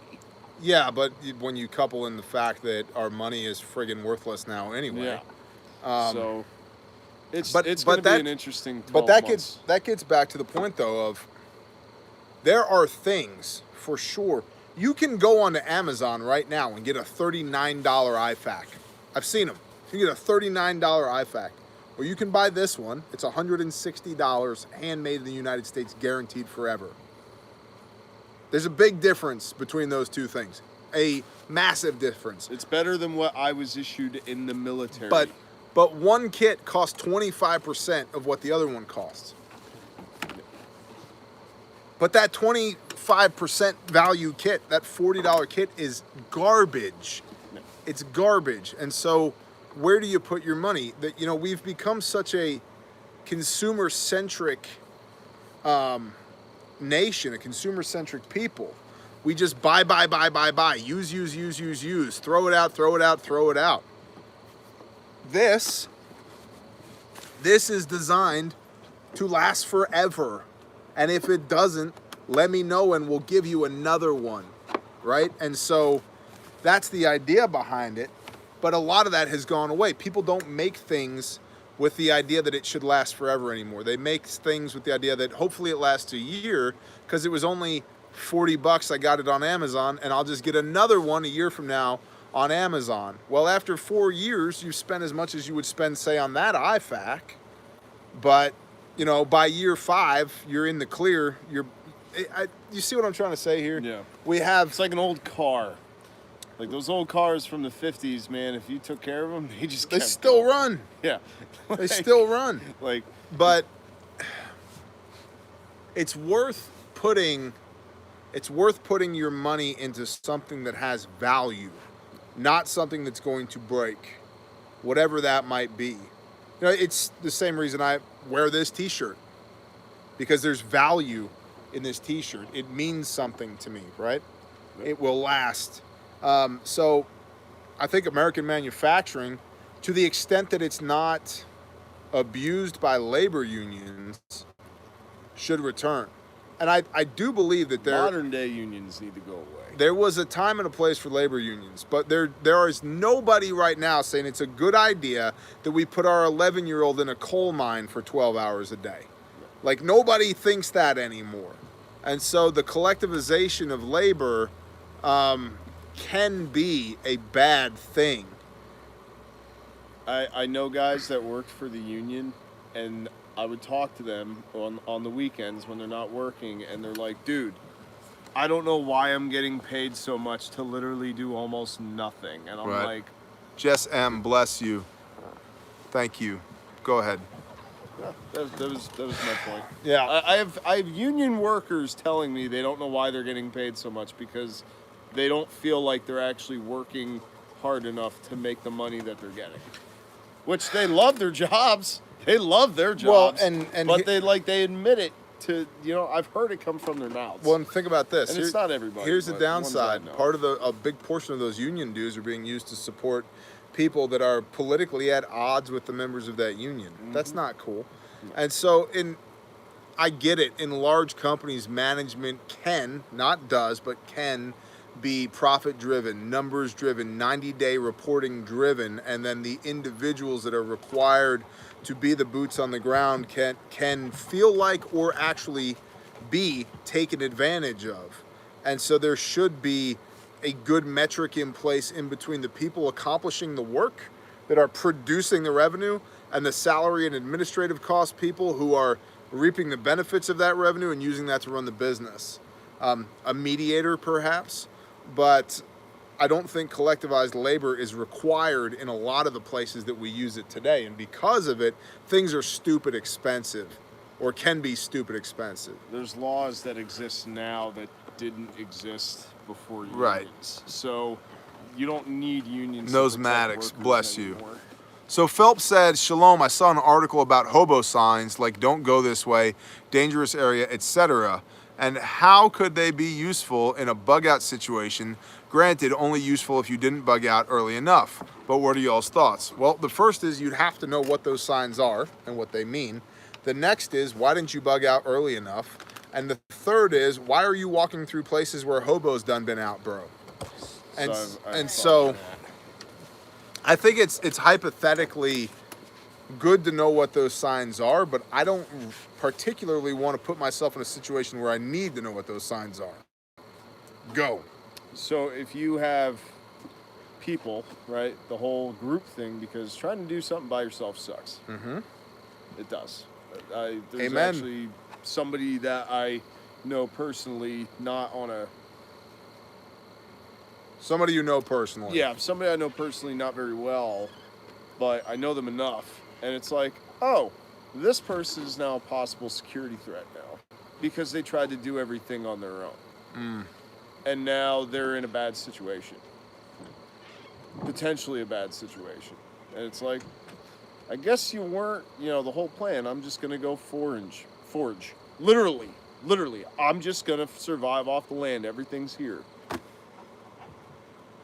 Not working out too well. But if you have a group of people that you're working with and you have a route that's established and you're working with them, if that person left, and let's just say you know them well enough where you can have a key or access to knowing where a spare key is for a cache or something like that, they can put up a sign, trash their house or whatever, and just have little signals there that to everybody else, it seems like the house is completely empty, it was ransacked, and there's nothing there, and there's a sign up there. But if this sign says one thing, it means this. And if it says another thing, it means that. And that's part of having notes and communicating prior to and talking and discussing through these things. Because if my buddy, let's just say I lived in the suburbs, and I bugged out before my buddy did, and I knew that he had some of his supplies here, and I didn't have the room to bring them with me, but I knew that he didn't have the room where he was, but he was going to come and get them, I would, spray paint on the garage door, something like that, make the house look like it was already trashed. Maybe he'll be able to get his stuff. Maybe. Keep other people away because it already looks like it's been emptied.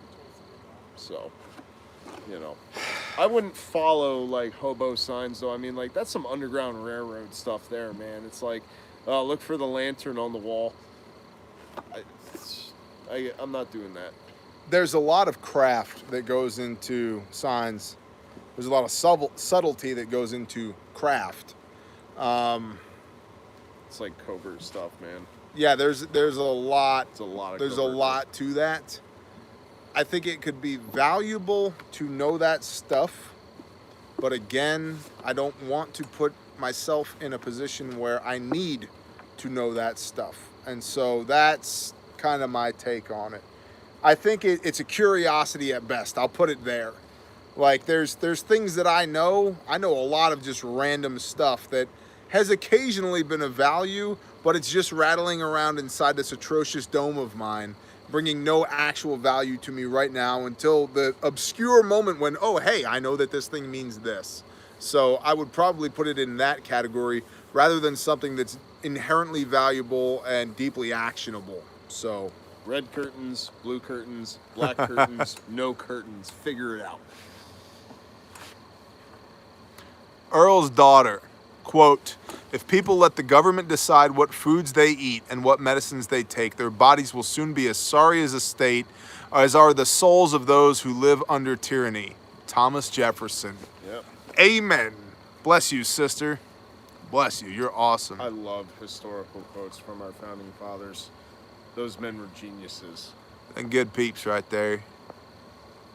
I did not see Northern Preppers question because they go by the fastest. Searching. I'm and looking. Searching. I'm La la la. la la la la.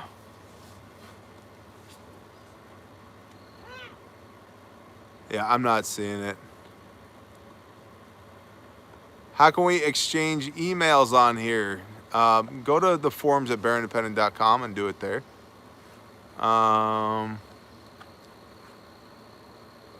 Puka, she's just sitting over there because she wants to.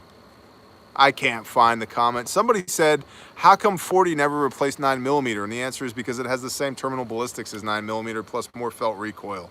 And it was supposed to be a hot round, and it's not. 357 SIG. That's why. That's why. Because it doesn't do anything 9mm doesn't do. And for a while, it was more expensive to shoot and more snappy recoil and reduced rounds count. And that's why. When federal agencies... Tell them about the bookmarks.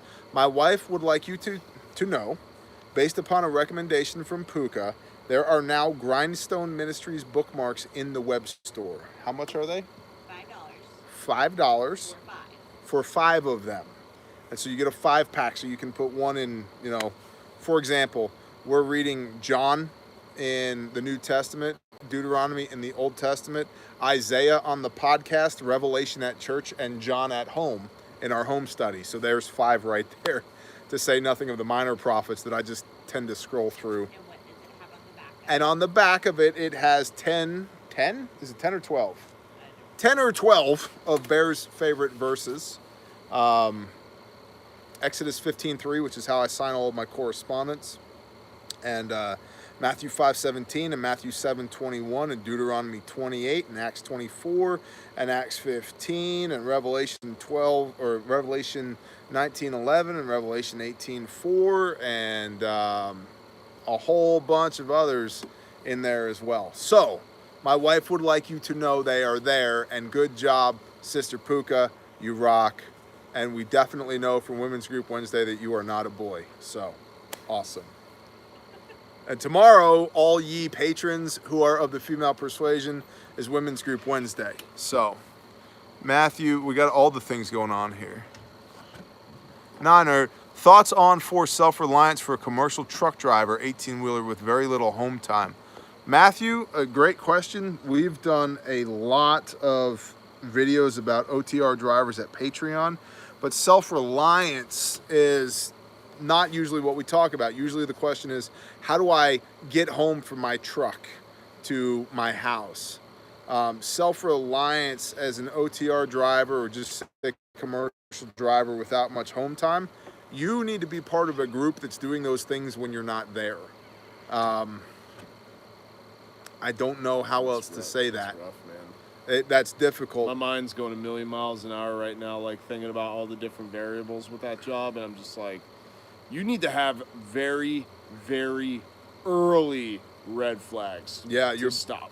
bug out You're not- indicators got to be super high. You're not going anywhere on the highways with that truck unless the government allows you to. Great point. Look at what's happening right now. If you're a trucker, only certain trucks are allowed to roll right now, and the supply chains are gone but that's continuing a job. You're saying how to, if it just gets so bad, dude, you got to be off the highway and out of that truck before everybody else is starting to realize what's going on. But I think his question is, how do I build a self-reliant lifestyle when my job requires so much full utilization of my time? Oh, so how do I do the things at home when I'm never home? And so I think the answer to that really is team. You got to have people at home for you. Maybe you have the income and you can acquire the things for that team to do the things with. Hey, we want to put in some raised beds. Cool. I can buy the compost and the plant starts and the raised beds. Awesome. I can't be there to put it together, but I will equip you to do these things. Some line chalk and marking and saying, put them in this box. Yes, make them go here. It's truck driving is one of those jobs. I'm fortunate that I get to talk with hundreds of people a year individually in my capacity as a consultant, and it's one of those jobs that I really dislike because it's complete utilization of your time. It's really hard to have a side hustle as a truck driver, whether that side hustle is prepping or podcasting or content production or consulting or administrative services or pressing t-shirts or whatever. It's really difficult because so much of your time is spent driving and 100% of your attention is spent while you're driving. You can't multitask while you're driving an 18-wheeler, and it's really difficult.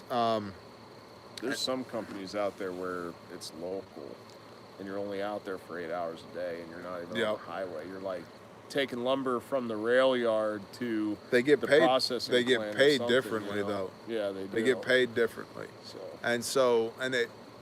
OTR driver is not financially a bad job. It's just incredibly high utilization of your time. And so maybe the answer is, if not have people at home to do the things for you, find a different job.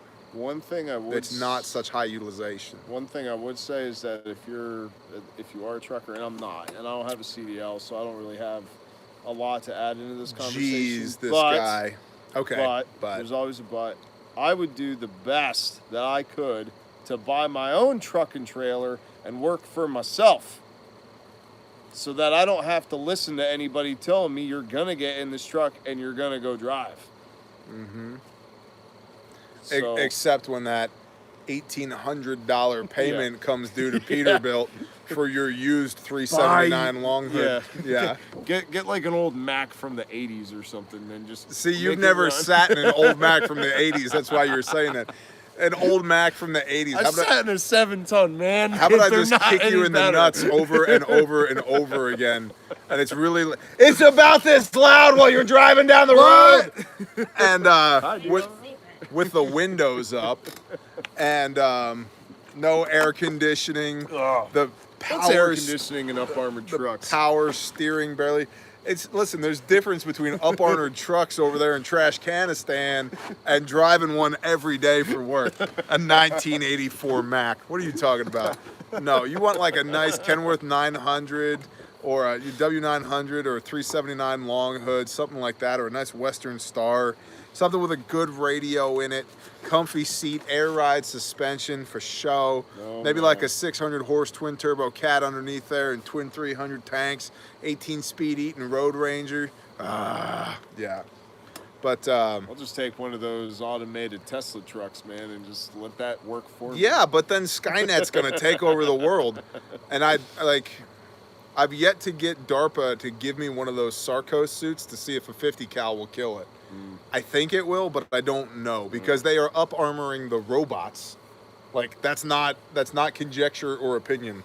They are up armoring the robots, why. bro. I wonder why. It's like there's so many people. It's because the human population of the military will not go door to door and confiscate weapons. So they're building a robot army so that the Council on Foreign Relations can take over the world, man. It's not I'm that. gonna go get a roll of tinfoil here. You should. We're gonna need a lot of tinfoil. All around Wrap my whole face. Convoy. Rubber Ducky, this is Pigpen. We got a mighty convoy trucking through the night. We got a mighty convoy. Ain't she feeling all right? Cover that grape. Oh, if robots rise up, just throw water on them. That's a good one. Spray with the hose. You can do the goats. Phelps, I would consider investing more into stocking up maybe caches of 2+ years of food and seeds. I'll tell you, listen, we need to talk about seeds, Bear Nation. I fear that many of y'all are stocking seeds with the misconception that when things get bad, you'll just plant a garden. You ain't gonna just nothing. And I really want you to start planting gardens now. I really, really, really want you to make food appear out of the ground now. Badger, shalom, brother, bless you. Well, depending on the age of your seeds, you're not going to have the germination. Yeah. that you would. Well, Palmetto Paratrooper just said the best way to save seeds is in the soil, and I agree. Just keep it going. There's a learning curve for you, and your seeds need to learn your soil and your planting environment as well, your planting conditions. And so the idea that I'm going to save some seed and start a garden when I need it, the time to start a garden was like 12 years ago. What's that old Japanese proverb? The best time to plant a tree was 20 years ago. The second best time is today. Same thing with your damn garden. Today, start making food come up out of the ground. You learn so much. I mean, there's still dirt under my fingernails right now, y'all, from work today, okay?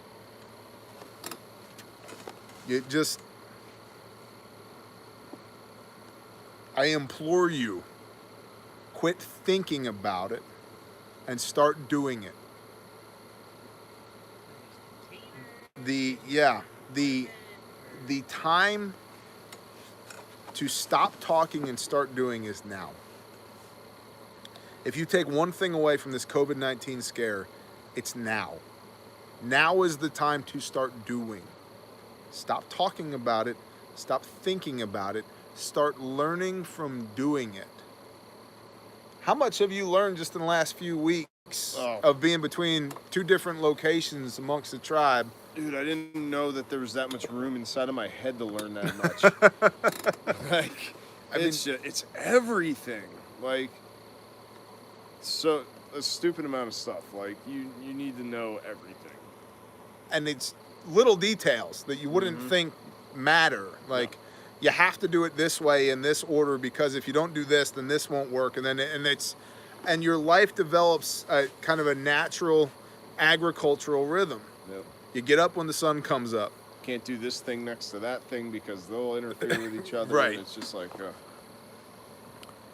Matthew, thank you for the answer. I appreciate your knowledge. Bless you, Matthew. Thank you. So, yeah, there's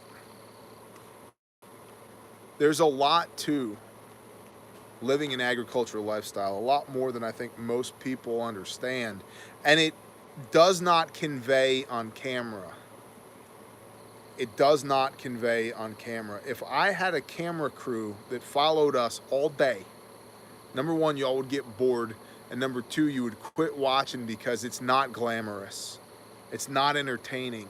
It is, my back effing hurts because we worked hard yesterday and there is dirt underneath my fingernails and it pissed rain on us a couple of days ago and we were cold and wet and miserable and those sheep still keep talking. I stepped in more poop in the last month than I have in my entire life prior to this. Like, muck boots. Best $89 I ever spent, for real. Right. And you were saying, you're like, in my damn tactical boots, I haven't worn them once since I got here. I haven't worn them once, and I used to wear them every single day, and I'm like, I'm not even putting them on. I'm not even doing it. Another great talking point. I've had people who are like, Bear, it's so stupid that you carry outside the waist at 3 o'clock. That's so stupid. And I'm like, okay, roger that. It works for me. Y'all do whatever works for you. And then tell them about the difference between appendix carry and OWB on a homestead. Yeah, I got tired of my holster digging into my pelvis when I'm trying to bend over with a shovel All day. all day. It's like, I don't need to be concealed in this state. I don't need to be concealed on personal/private property. But it's like, man, I do not want to have this gun just in front of my waistline all day trying to move around other than standing up and sitting down. Like, yeah, poking it. You're trying to grab like lumber and tools and all this other stuff. And I'm like, this is annoying. Yep. So my butt jumped on the internet and I ordered me an outside the waistband holster with 2 spare magazines and all the things to do OWB. And I love carrying concealed. And there's a time and a place to be outside the waistband, and there's a time and a place to be inside the waistband concealed. And guess what? On the homestead, why are you concealed on your own property if you're homesteading? That is dumb. Yeah, at worst, I'm adding another half a second to my draw stroke, but the gun's out anyway. And you know what? It's nice that the gun's out. We've killed a lot of things here lately as well. We shot a snake today earlier. I wasn't here for that. Yeah. I was doing Jeep stuff. Twice. Shot him twice. A body shot, and oh my gosh, She caught it. she got a June bug in her wine glass. He's gonna get I'm drunk. gonna crack one with one of my flops in a minute.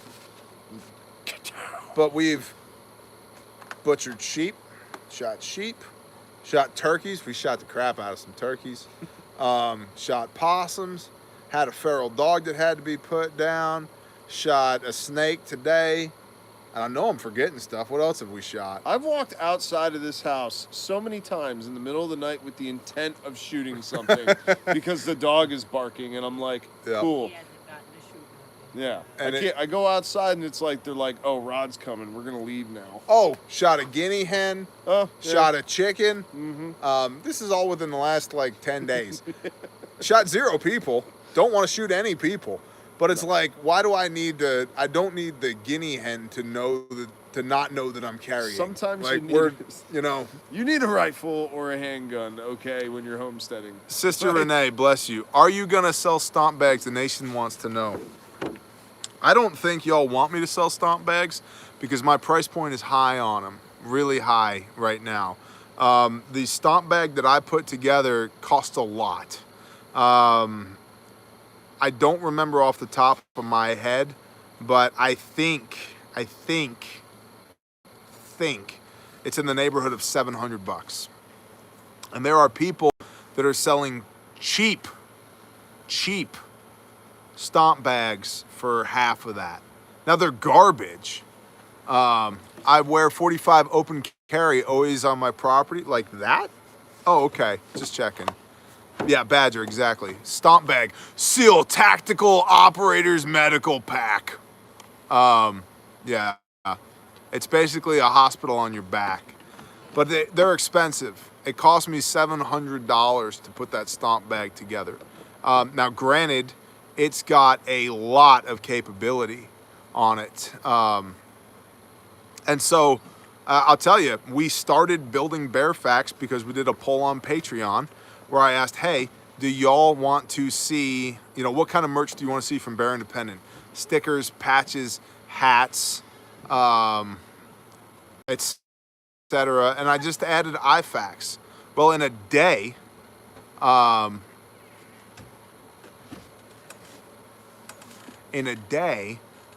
we got 334 responses that yes, I'd like to buy an IFAC. And so I knew, okay, we got a product here. So we started developing that product. So I'll ask y'all right now in the comments, would you consider buying a $700 stomp pack? If the answer is yes, I'll consider making one. If the answer is no, I'm not going to waste my time and I'm not going to waste your money. But what I won't do is sell y'all a bunch of garbage. So yes, yes. I think it, yeah, no, exactly. And that's what I'm saying, Mad Max. What's in it? Yes. Yes. I'll buy it. Roger. Yes. No. No. Yes. No. Yes. We'd buy one. Too expensive. And see, that's what I'm saying. I mean, I can make them. I can definitely make them. And I understand. Listen, I get it. I understand that to shell out $700 for a medical kit is a lot of effing money. It's a lot of money. But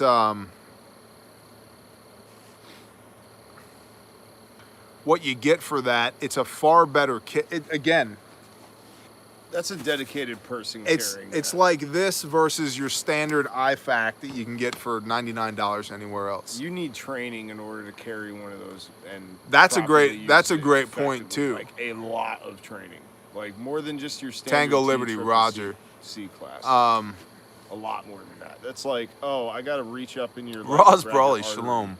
Yeah, That's exactly. like Black Hawk Down stuff. Right. in Yeah, those bags. I'm gonna pinch a bleeder and cauterize it, and then we're gonna put a couple of stitches in here, and so it's definitely capability that exceeds the average person's capabilities.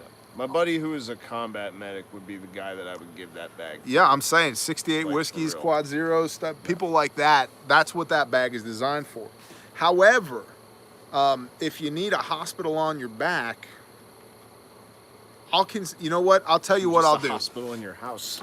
I'll tell you what I'll do. I will talk to my wife. We'll put them on the website as a pre-order. Paula Joe, shalom.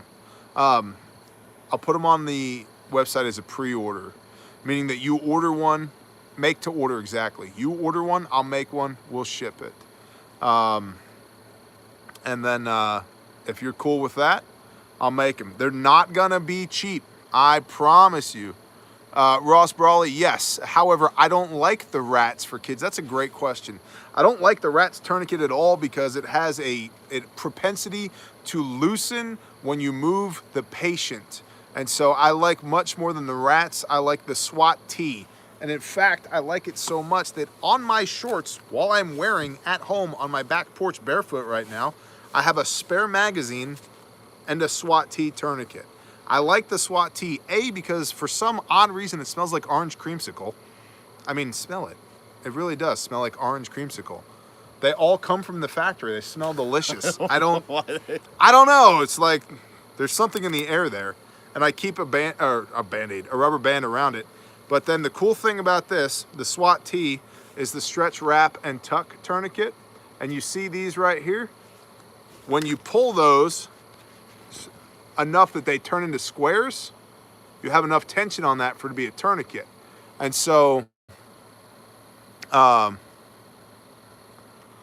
when you have one of these on you, you can make a pressure dressing. This in a 5x9, you've got a pressure dressing. You can make a tourniquet. You can make a sling out of this. Make a splint. You can make a splint out of this. There's a lot of things you can do with a SWAT T, and they're like 12 bucks. And so I like these for kids, and they also work on it. The limb diameter does not matter on one of these. And I like these a lot more than the rats because of that, because that funky little bracket that the rats uses has been proven to loosen when you move the patient. And I'm just not tracking on that, because if we have to do a casevac, if somebody's hit and we gotta move them, I don't want that tourniquet coming loose. That's the last damn thing I want is the tourniquet coming loose. And so, can I do rats? I can. Do I want to do rats? No, I don't. I would rather you have a SWAT T than a rat's tourniquet because of that. A friend of mine who was a Navy corpsman doesn't like the rat tourniquets, and he's currently an EMT on life flight.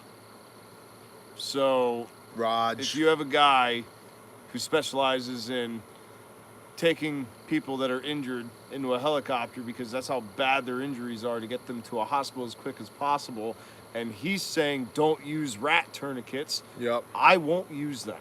Yep. I'm going to take his advice from his experiences more than what the reviews say.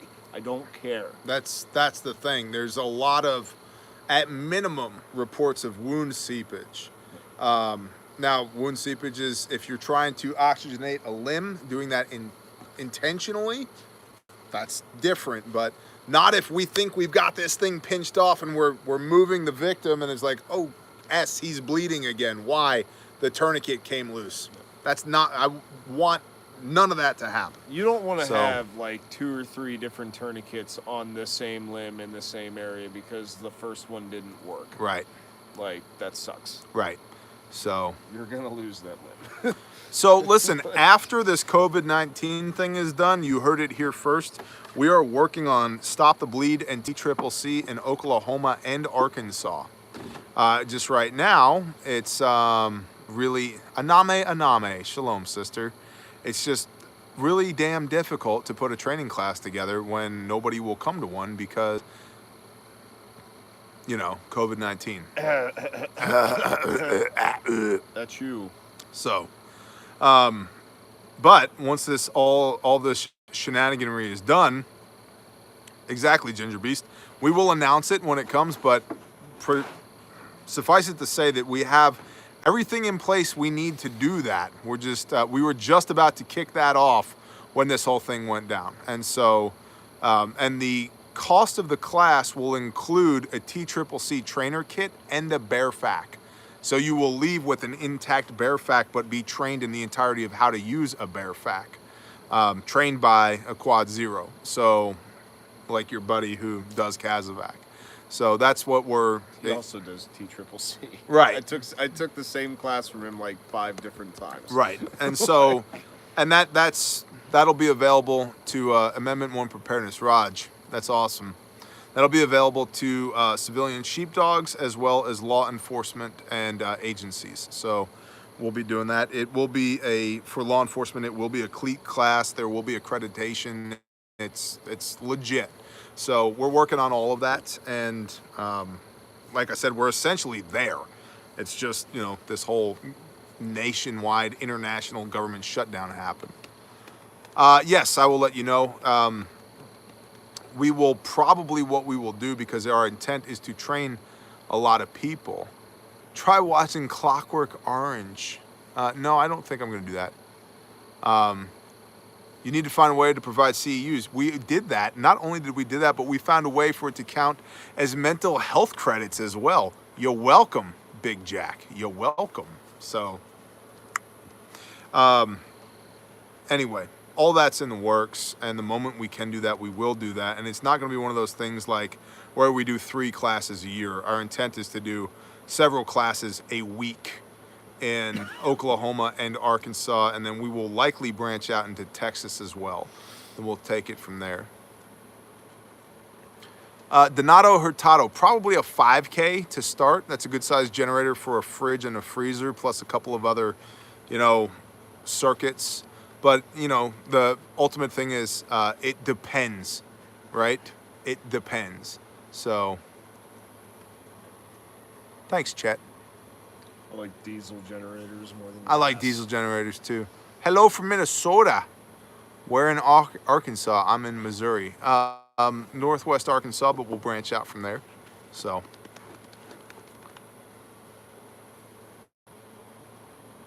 Shabba-dabba-da.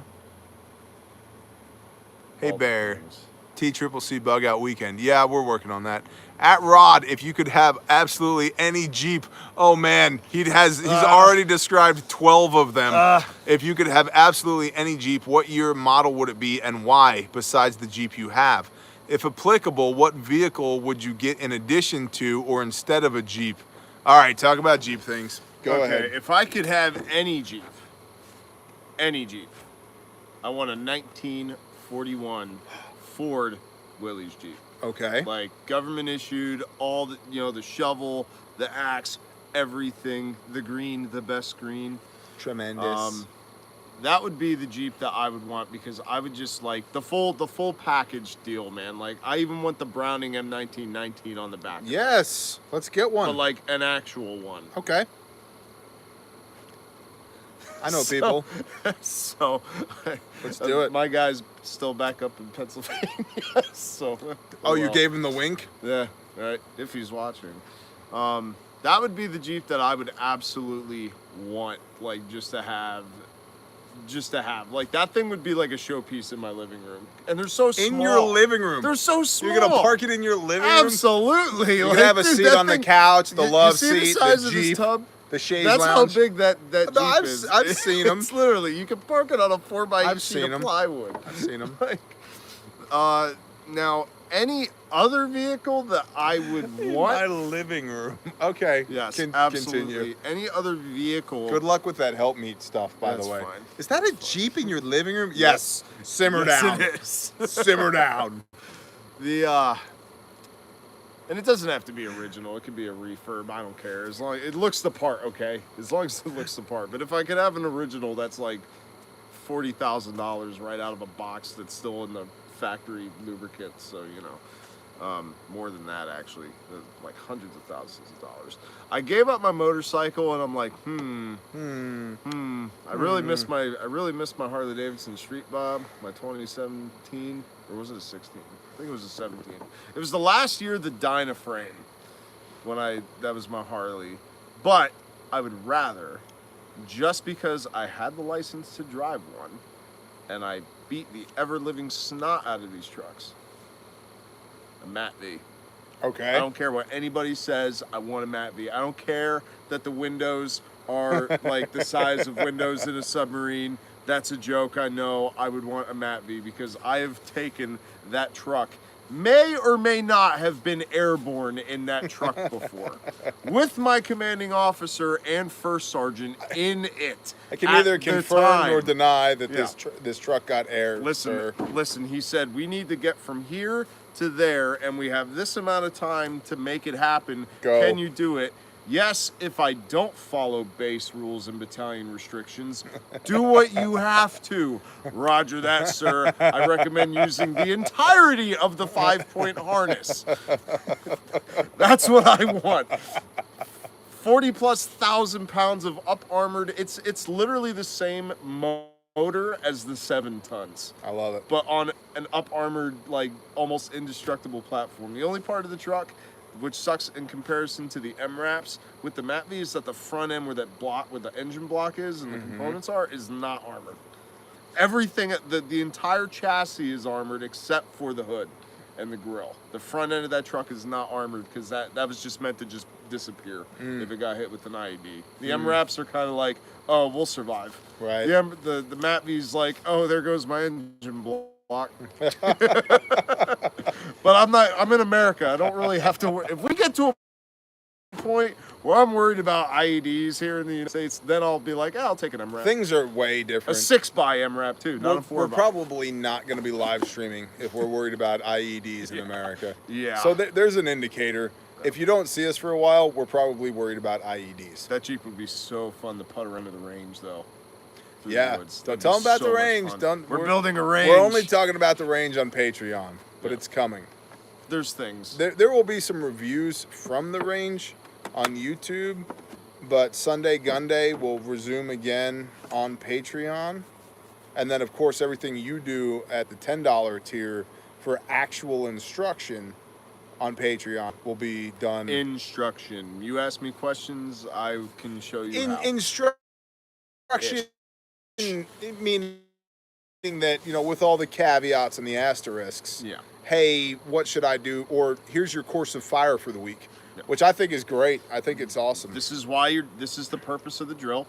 Right. These are the things that you're looking for, and these are the results that you should be looking for compared to where you were prior, right? For example, the bear standard drill. The first time I shot the bear standard drill, I'm like, I got 50 rounds. I'll shoot the bear standard drill. 220 rounds later, I was like, oh wow, this drill don't F around. Okay. So now the reason why it's a $10 tier on Patreon, and it even says that on the tier, is that in order for me to do that, One, that costs money. Right. Business standpoint, it You're costs offsetting money your costs, for me to do that. Yeah, so $10 is a 50. Well, not anymore. If prices ever go back to what It's they were about before, 4 rounds of 9mm yeah, right now. Yeah, right? like or half a box of mac and cheese. yeah, Either or. yeah. In a week, it'll be like one noodle from the box of mac and cheese. Like You get to snort yeah. one line of the cheese powder. My from the thought mac and process cheese. behind that was, oh, you're literally buying me a 50-round box of 9mm to be able to do this, or you're buying me a 20-round box of 5.56 in order to do this, Right. or you're buying me 50 shells of 12 gauge to do this. So it's Right. like, you know, that's where the mindset was for that. It's fine because you're providing value, so you don't need to over justify. I hope so. So get the range built, start doing the things, and I look forward to it. You know, the experience that I have. There's so many guys out there that know more than I do and experience more, and you know all the other caveats that come with, you know, the guys, you know, like the Clint Smiths out there on the internet and stuff. Well, but they don't instruct. They show you what they're doing to instruct. I'm actually talking to an individual on what do you need to work on and how can I help. Listen, Clint's a legend. Yeah, Yeah, Clint's a legend. So I don't think anybody gets to compare themselves to Clint Smith. No. But I also not. think you need to quit apologizing for the fact that you know how to do this crap. Like you know how to do this crap. I'm so sorry. I know how to do these things. You know how to do these things, so do it. And you bring value in not instructing, but showing people how you do these things. And that's valuable because here's the thing, right?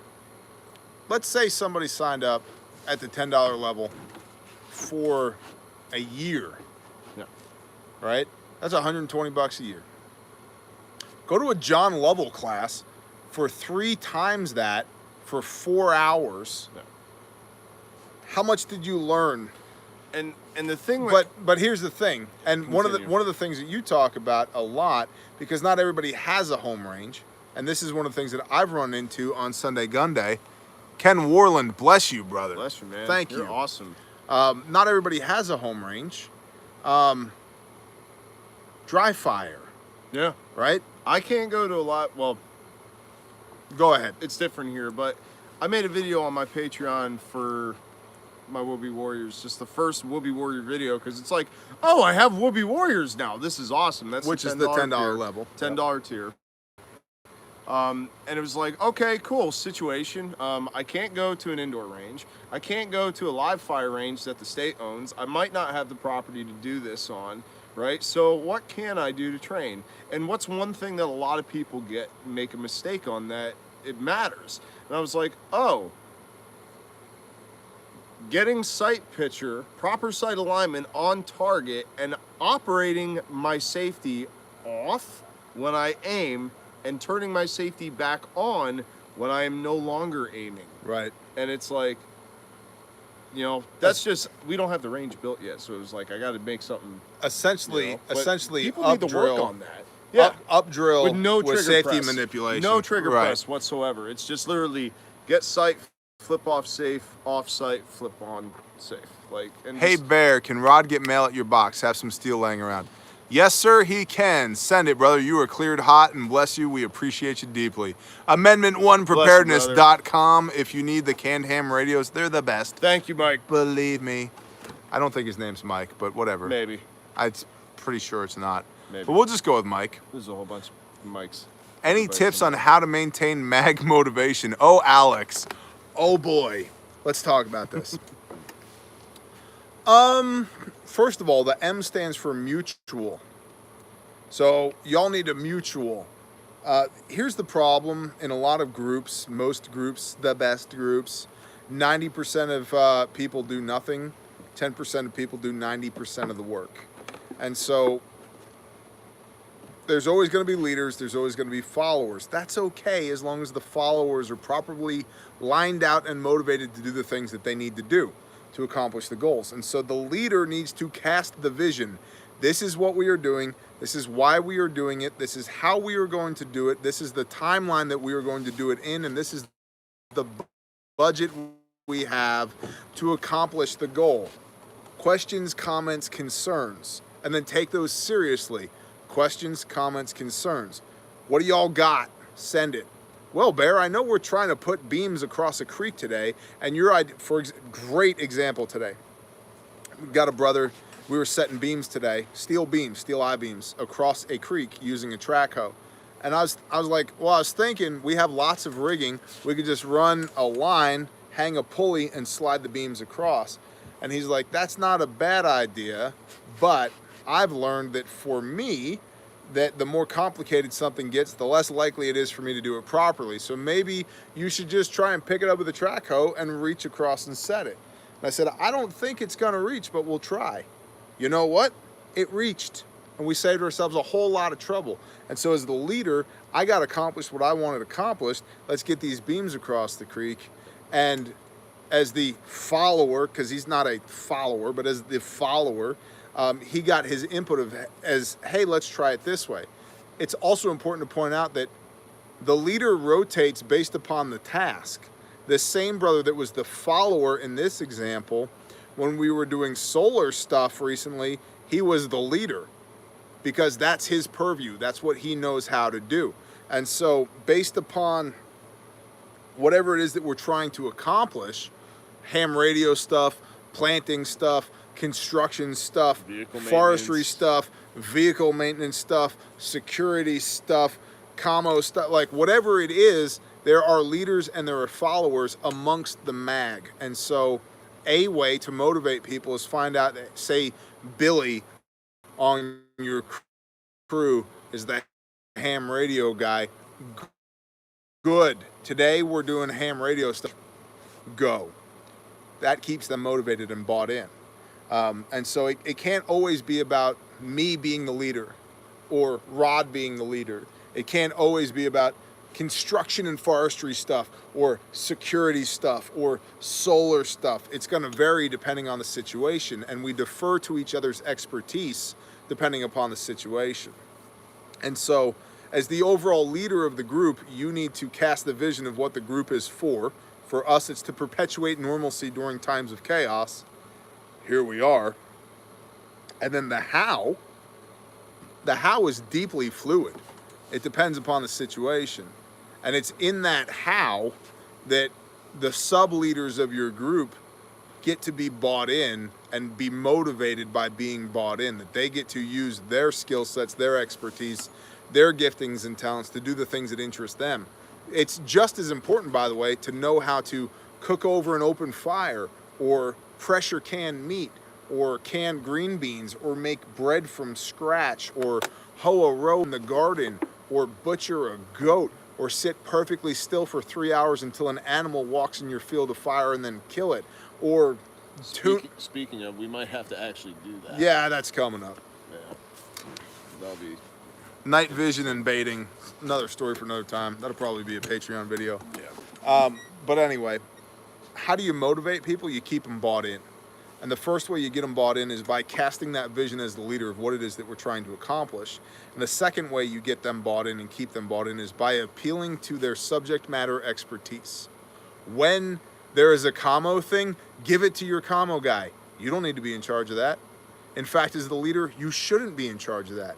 Your job is to execute on the executive level. Let all your other people, I'll give you a great example.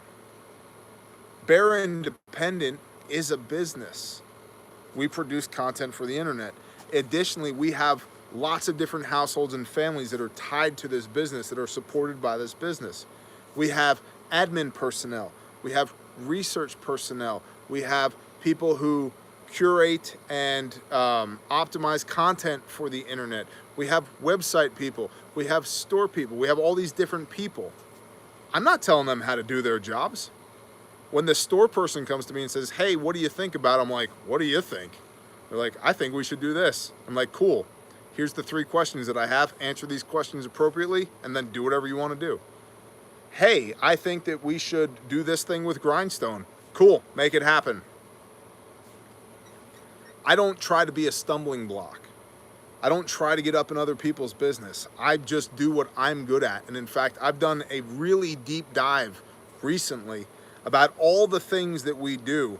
There's one thing one thing that I have to do in order for this to remain bear independent. And that's talk at this stupid iPhone. If anybody else talks at this iPhone, it's not bear independent anymore.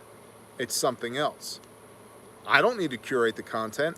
I don't need to optimize the tags on YouTube. I don't need to check the inventory on the stickers in the web store.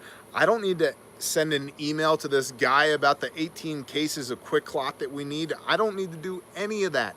That's not my job. Other people can and should do that stuff, and that allows me to focus on the thing that I'm good at, talk at the stupid iPhone. And so you, as the mag leader, you need to herd all of the cats in the same general direction, but make sure all the cats are happy that they're being herded. Herding cats. Herding cats. And you also need to deeply love and value your stupid cats that are running all over the place, right? And don't get in their way. That's perhaps the biggest lesson that I could teach anybody from a leadership standpoint is get out of the way. Trust your people, empower your people, let them do their freaking jobs. What else is there? If they need you, they'll come see you. I promise you, if they need you, they will come see you. And as much time and energy as you are spending sweating the minutia, the payoff on sweating the details would be much better greatly realized by you actually doing what you're good at and focusing somewhere else entirely. Let your people do their jobs. Real quick. Send it.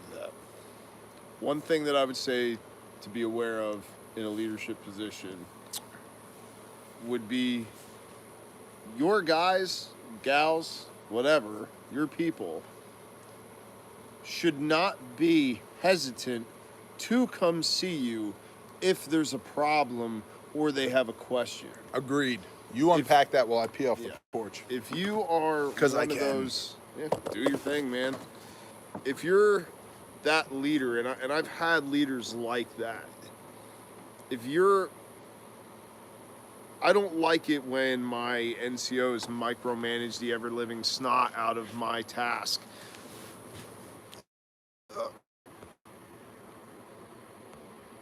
Amy R., bless you. I will read that here in a second. I don't want my leaders to micromanage me when I'm doing a task that they know that I know how to do. And at the same time, if I'm having an issue, and especially when it's talking, in a military capacity and it's a combat arms issue, and I'm having an issue getting something done or doing something a specific way, and I don't want to go to my leadership to address the problem with them and see what they want to do, there's a problem there. That's toxic leadership. You don't want to be a toxic leader. Everybody that is supposed to, quotations, because the only reason that you have authority in the first place, if you're not under the Uniform Code of Military Justice, is because people are allowing you to have the authority in that situation. They need to be able to come up to you with an issue. You don't want to be that guy that they're like, man, I don't want to talk to that guy. I don't want to tell him that this is a problem because blah, blah, blah. He's going to yell and scream and blah, blah, blah, blah, blah, blah. So don't be that guy. This new. Amy R. Politically incorrect question. Where do you stand on division of labor between men and women on the homestead, specifically with regard to perimeter and intruder protection? Great question. I'm going to answer that first, and then Rod, you can take it from there. Again, Rod from Yankee Survival, close personal friend of mine, brother in the faith. Highly recommended you check his channel out. And are we doing We the People Wednesday tomorrow? I know that there's internet issues and Women Wednesday, so question mark. Question mark. So, let's say yes for now. Yeah. Because I'm going to do the brief, and I'm going to try to roll the brief over into We the People Wednesday tomorrow on your channel. Yeah. So, Amy R., good question. Division of labor on the homestead. Here's the deal. There are a lot of different people in our faith that have differing opinions on what a woman's role is. I take the term helpmeet seriously. My wife is a total badass.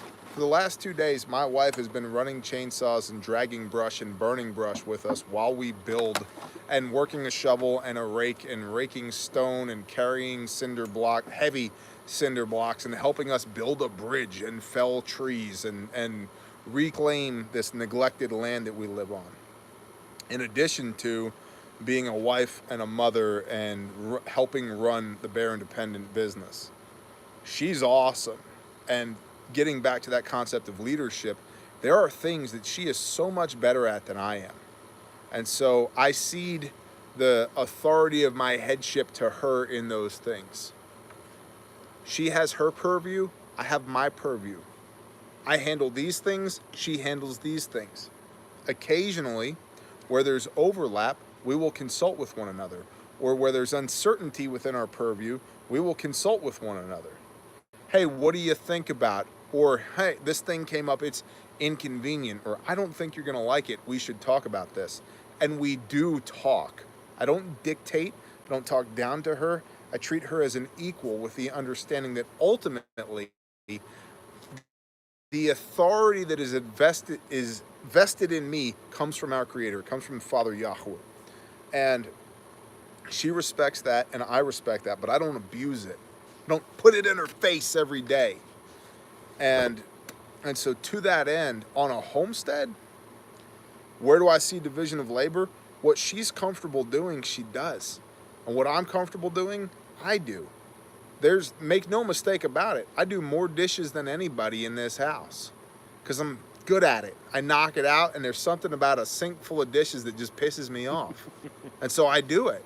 If I wake up in the morning and there's dishes in the sink after I know it was empty when I went to bed, I'm like, argh. I will do dishes before I drink coffee because I like the homeostasis of empty sink. Empty sink is zen for Bear, right? And so I'm not like, help meet, get up, do dishes. Why are there dishes in this? That's my job. And you know what? And there's days when I cannot or will not do that job because of circumstance, and she does it. There's other things that she does that she cannot or will not do certain days because of circumstance that I will do it. And ultimately, we have each other's backs. That's my rib. That is my missing piece. That is the woman that I love. That is the part of me that I was incomplete without until I found her. And so it's understanding that headship and stewardship is rooted in love. And that it's basically just leadership that's executed with a partner.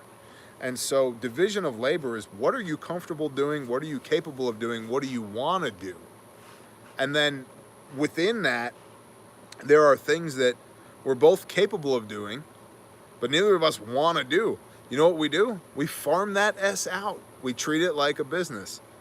We hire somebody to do it, whether that's daily, weekly, monthly, yearly. I was going to say, be like, tell Rob to do it. Well, not just that. Not but, all the time. But I mean, there's things that we pay our older children to do. They earn chore money. It's like, I don't want to do it. She don't want to do it. You're going to do it because poop flows downhill. But at least they're getting compensated for their time. And so it's not a socialist allowance. It's not a socialist allowance at all. But I think the idea as far as division of labor goes is, what are you capable of doing? What are you comfortable doing? What do you want to do? Because if you do things you don't want to do all day, it's going to chafe against your sense of purpose. You're going to feel unfulfilled. And I should be able to subdue my ego enough to realize the value and blessing in having a badass wife that is capable of doing a lot of things that I'm not. It doesn't make me any less of a man that my wife can do a lot of things that I can't do. It doesn't make her any less of a woman that I can do a lot of things that she can't do. And it's in that perfect union as a team that we fill each other's gaps. We're not doing this, we're doing this. We fill in the gaps in each other that allows us to operate better as a unit. That's my rib. She's my missing piece. I love her. She was fearfully and wonderfully created to be exactly the thing that Yah needed me to have to be able to function, to do this thing called life. And bless her for it. And so if her skill set, if she's, for example, my wife is better at shooting chickens than I am. Cool. Shoot the damn chickens. I like chicken wings. Let's do it. I don't need to worry about my ego being, well, I'm the one that shoots the chickens around here. Woman, you go in the house and get there in the kitchen with your bare foot while I kill the I don't care. Are the chickens dead? Cool. We accomplished the objective. Next. It's the same thing with teams. What's the mission? The mission is run the homestead. Cool. What's the best way to do that? Well, for me, having a badass wife that's capable of doing a lot of things allows us to do that better than if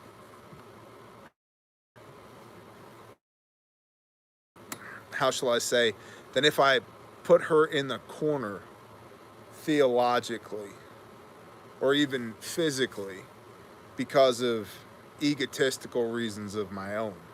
And that's a personal development you're not. And the completeness of having a wife, the completeness of having a helpmeet is that she fills in my gaps. She is absolutely, in so many ways, the antithesis of me. And that's what makes us good together, because her skills are not my skills. Together, we're awesome. Apart, we're pretty good.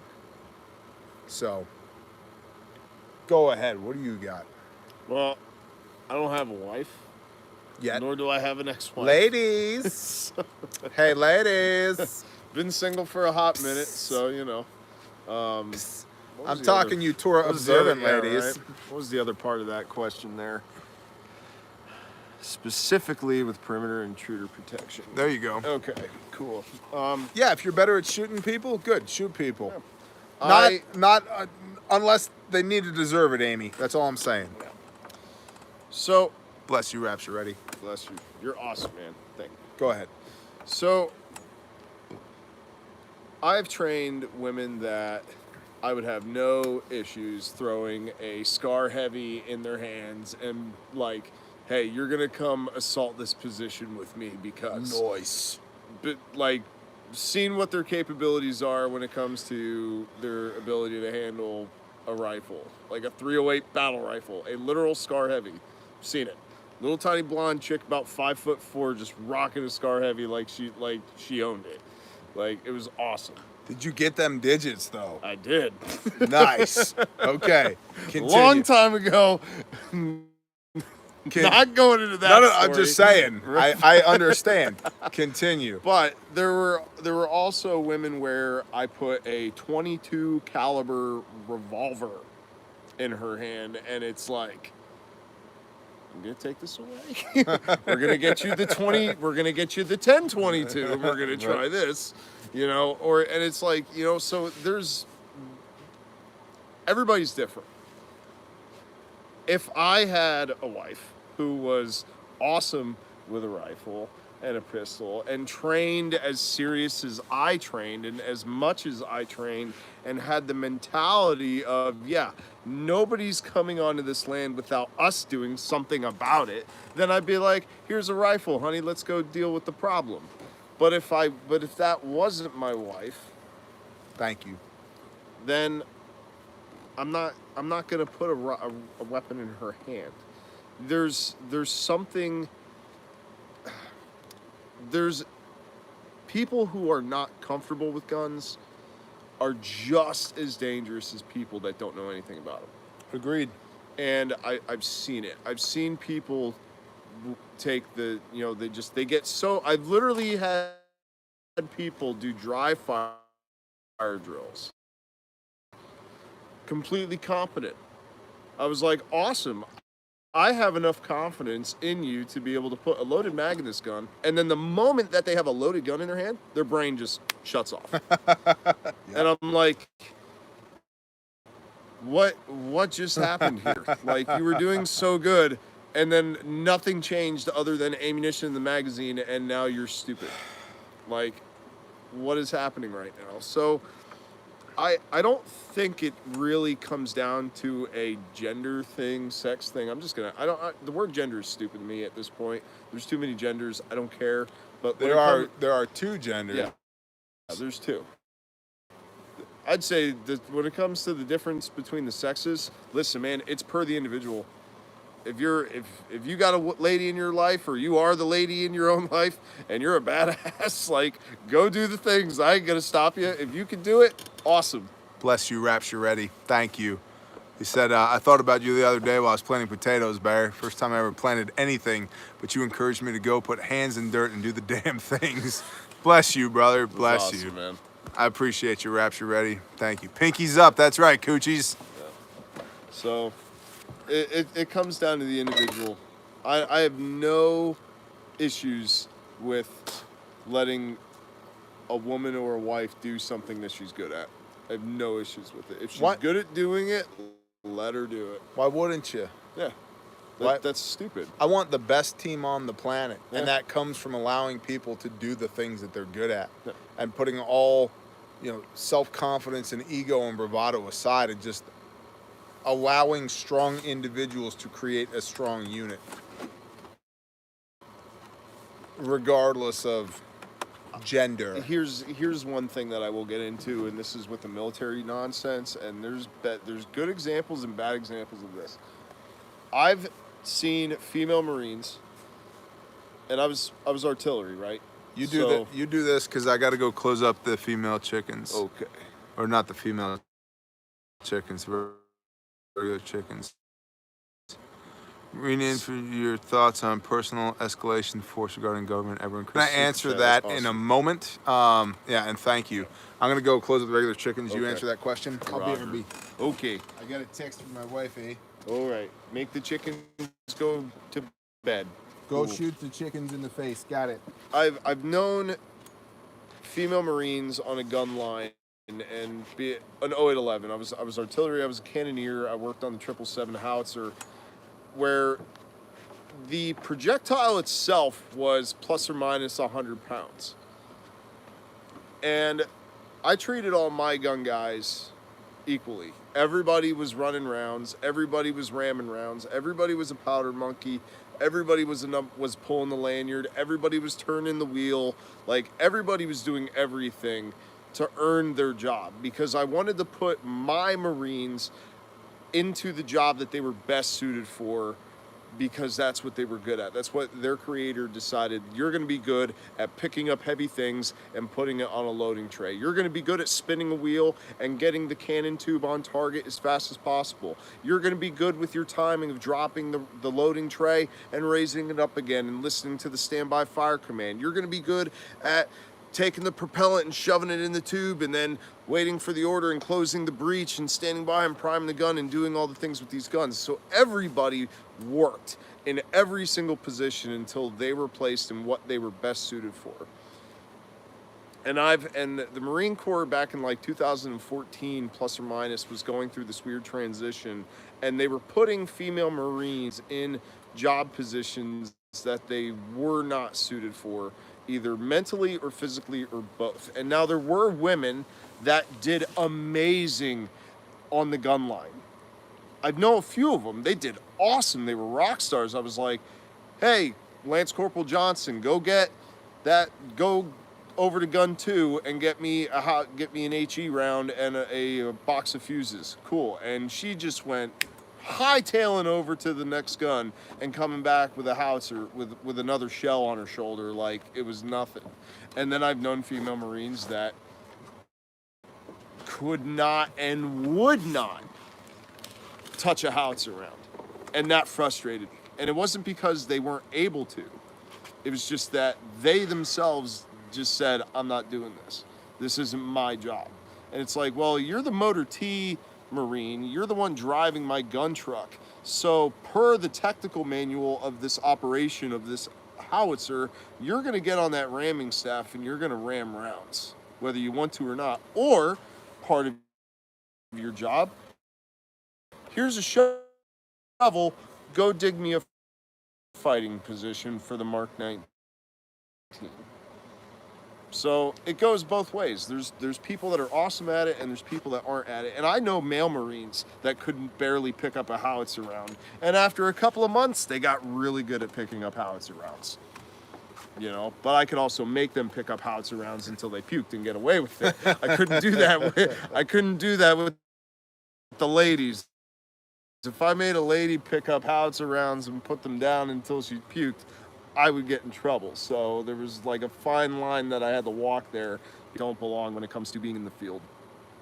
But, you know, I don't have an issue serving alongside women as long as they're actually able to do the job that they're supposed to do. I don't care. Do your job. That's all I want. Do your job and do it well. And if you're not doing it well, let's figure out why you aren't doing it well and then make you do it well. Let's get you to that point where you're supposed to be, because you're only as strong as your weakest link. Agreed. So, okay. New question on the things. I will be right back. I'm gonna go into the darkness. You gotta go water the plants, man. Water the trees, man. Marine infantry vet, hear your thoughts on personal escalation force regarding government ever-increasing escalation of force. Okay.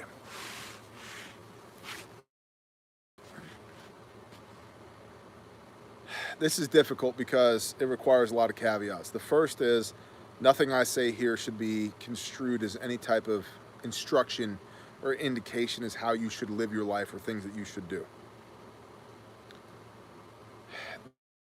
The next is, I am in no way responsible for your actions. The third is, these are just thoughts and perhaps convictions, and that's it. Now, with those caveats, I think at a minimum, you meet whatever is happening with like kind. I mean, we all understand, or maybe we don't all understand, but we all should understand the concept of firepower superiority. If somebody's shooting at you, shoot back more faster, more harder, more better. Right? That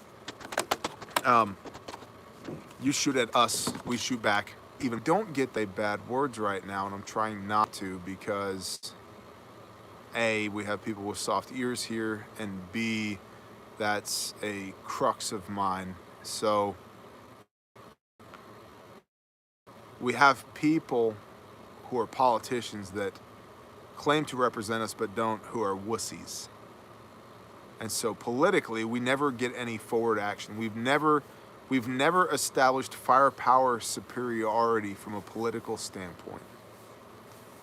Couple that with the militarization of the state, law enforcement on the federal and the state levels, agencies operating with autonomy. What do? And so, as stated earlier, you will not infringe upon my constitutional rights. Period. The end. That will not happen. And I would encourage you, meaning you, the person listening to this right now, within the sound of my voice, you, to figure out where your lines in the sand are. You will not violate me or my family. Period. The end. And again, that should not make me a radical. That should not make me a crazy person on the internet. That should make me an American. There is not a person on this planet that has the authority to transgress my constitutionally protected, God-given rights. The end. The end. And it does not matter what worldly authority you claim, what seal you put on your badge, what bill you say gives you the authority, or law you says gives you the authority to do these things. The Supremacy Clause says, no, it doesn't work that way. The Constitution of the United States stands above all things, and what the Constitution of the United States does is protect, through a legal document, certain inalienable rights: life, liberty, and the pursuit of happiness, and you will not infringe these things in my life. The end. And so, for me, when it comes to escalation of force, we will meet kind with like kind. And I gotta be honest, I have to be incredibly careful answering this question, because I do not in any way want this to be misconstrued as a call to violence, because it is not. And so, as I've been clear before, any uninvited people on our property will be treated as trespassers. The end. Our gates are closed at night for a reason. The end. Our gates are closed during the day a lot of the time for reasons. The end. And we're normal people. We're not a cult. We're not weirdos. We're just normal people trying to live our lives. We're trying to, as stated previously, repeatedly, over and over and over and over again, live a life independent of the system. And I in no way recognize the authority of that system in my life. It doesn't exist. As stated by Barack Hussein Obama, the Constitution is a list of negative rights, meaning that it explains what government can't do to people. It in no way explains rights that are granted by the government to the people. It says the things that the government cannot do to the people and the things that the people are inherently enabled to do. And so, to the extent that that is infringed, I'm not playing that game. I'm not interested. And when it comes to force escalation, think civilian sheepdog armed in a violent encounter, writ large. And I'll end this subject with this. I have never in my life started a fight. Never, not once. Went and started a fight with somebody. But I have ended hundreds of fights. My crew, growing up, was the crew of the weirdest weirdos that ever weirded. The 4 foot tall, 4 foot wide girl who played clarinet. The 92-pound Jewish kid. The, kid with pimples on his pimples on his pimples on his face that everybody picked on. And those were my people. My people were the people that could not find people anywhere else. And when people picked on them, Yuri Mandelbaum was literally the name of one of my friends growing up. Yuri Mandelbaum. Can you get more effing Jewish than Yuri Mandelbaum? And when people picked on Yuri, Bear put a hurt on the people that picked on Yuri. I have never started a fight, but I have ended hundreds. And I must wonder sometimes why it is that the Father has given me these very particular set of skills that I possess. I want, and to be clear, I do not in any way want open conflict at all. Rule of law is the best thing since sliced bread ever. Ever. I want nothing to do with that. And I've been clear on this, and I hope that history bears this out. I don't want to put a plate carrier on. And the only thing that I want less than putting a plate carrier on is my son putting a plate carrier on. I don't want him to inherit the problems of this world that we face right now because we couldn't nut up and deal with it. And so, I don't know that it's time to water the tree of liberty, but I do know that a lot of people are holding the hose in their hand, wondering when they get to switch the sprayer on to water the tree of liberty. And again, this is in no way a call to violence or a call to action, but people are fed up. People are fed up. And our founding fathers are rolling in their graves. A lot of the anger that I get from people is in their state government and Congress. Yep. Like on both sides, it's all depending on the state you're in, and then your representatives. And that's just where and to me that's where a lot of the problems lie, which is unfortunate.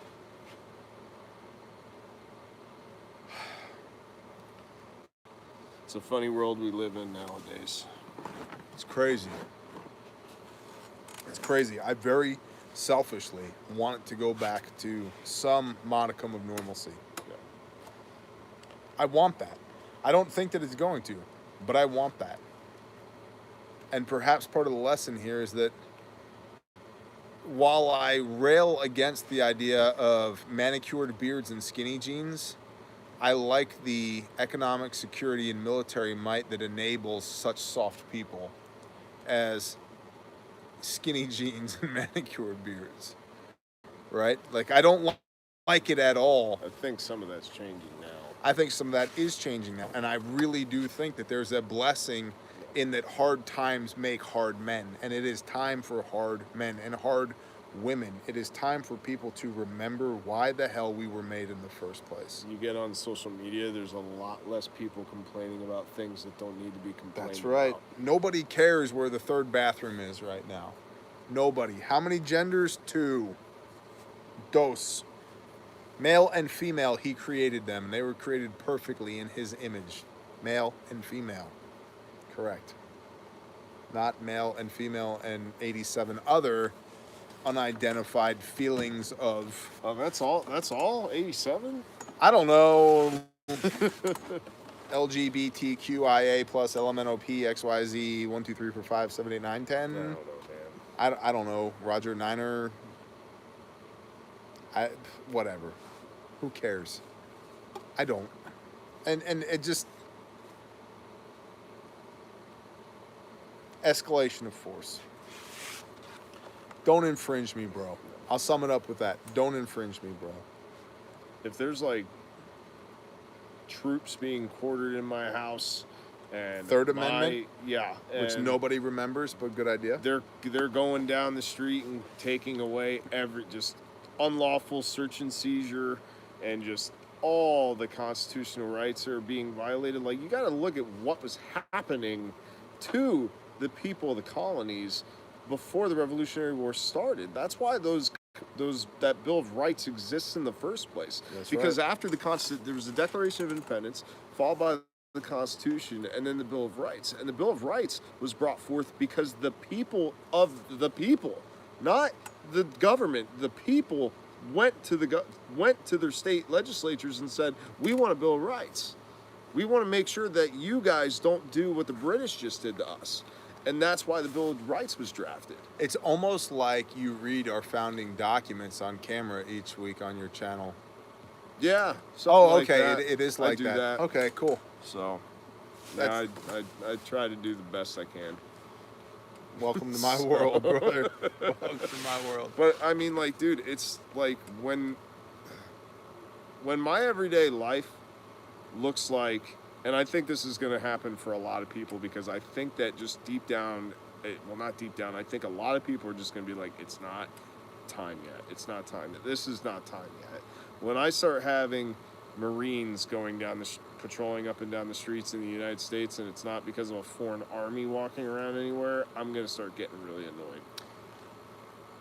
When you criminalize my way of life, my God-given, constitutionally protected way of life, when you're not infringing on other people's That's right. rights. I'm just pursuing happiness and enjoying liberty, living life as I see fit. When you criminalize that, we have problems. And here's the cornerstone of the problem, is that I cannot redress the government. They don't hear. And right, it's Reed Hendricks from Valor Ridge, who's Torah observant, by the way. Did not know that. He's I'm quiet glad about I've been it, following but his channel. you should watch some of his videos. He's awesome. You should watch some of his videos. He's Yep. Torah observant. He's got tassels hanging. You can see him if you're looking real hard. Reed Hendricks from Valor Ridge did a video recently, and it's not his saying, but he was right, about the ballot box or the cartridge box and the soap box. That if you lose the soap box, where people won't listen anymore, and you lose the ballot box, where the government is not taking into account what the people have to say, there's only one thing left, and that's the cartridge box. He came up with that. Wow. Maybe he did come. I don't know if he said know that or where that somebody came else, from, but he's right. And Yeah. and what else is there? And that's, again, I am in no way fomenting revolution, but I am saying We haven't lost the ballot box yet. I am observing that this broken system every day more and more approaches the loss of the soapbox, the loss of the ballot box. And if and they are absolutely infringing the cartridge box. If those things happen, then what? If you criminalize the existence of good, decent men and women everywhere, what redress do they have? What redress do they have? And that's the crux of the issue for me. It's not that I'm a radical. It's not that I'm in some violent cult. It's that I simply want to live my life. I want people to leave me the hell alone. One man's white, bless you. Appreciate the answer. A lot of hard changes in my state of Maryland. Oh, absolutely. Hard chargers are getting locked up for protesting. Courts are closed. They will be stuck there. It's not yet, but the soft pain is locking up.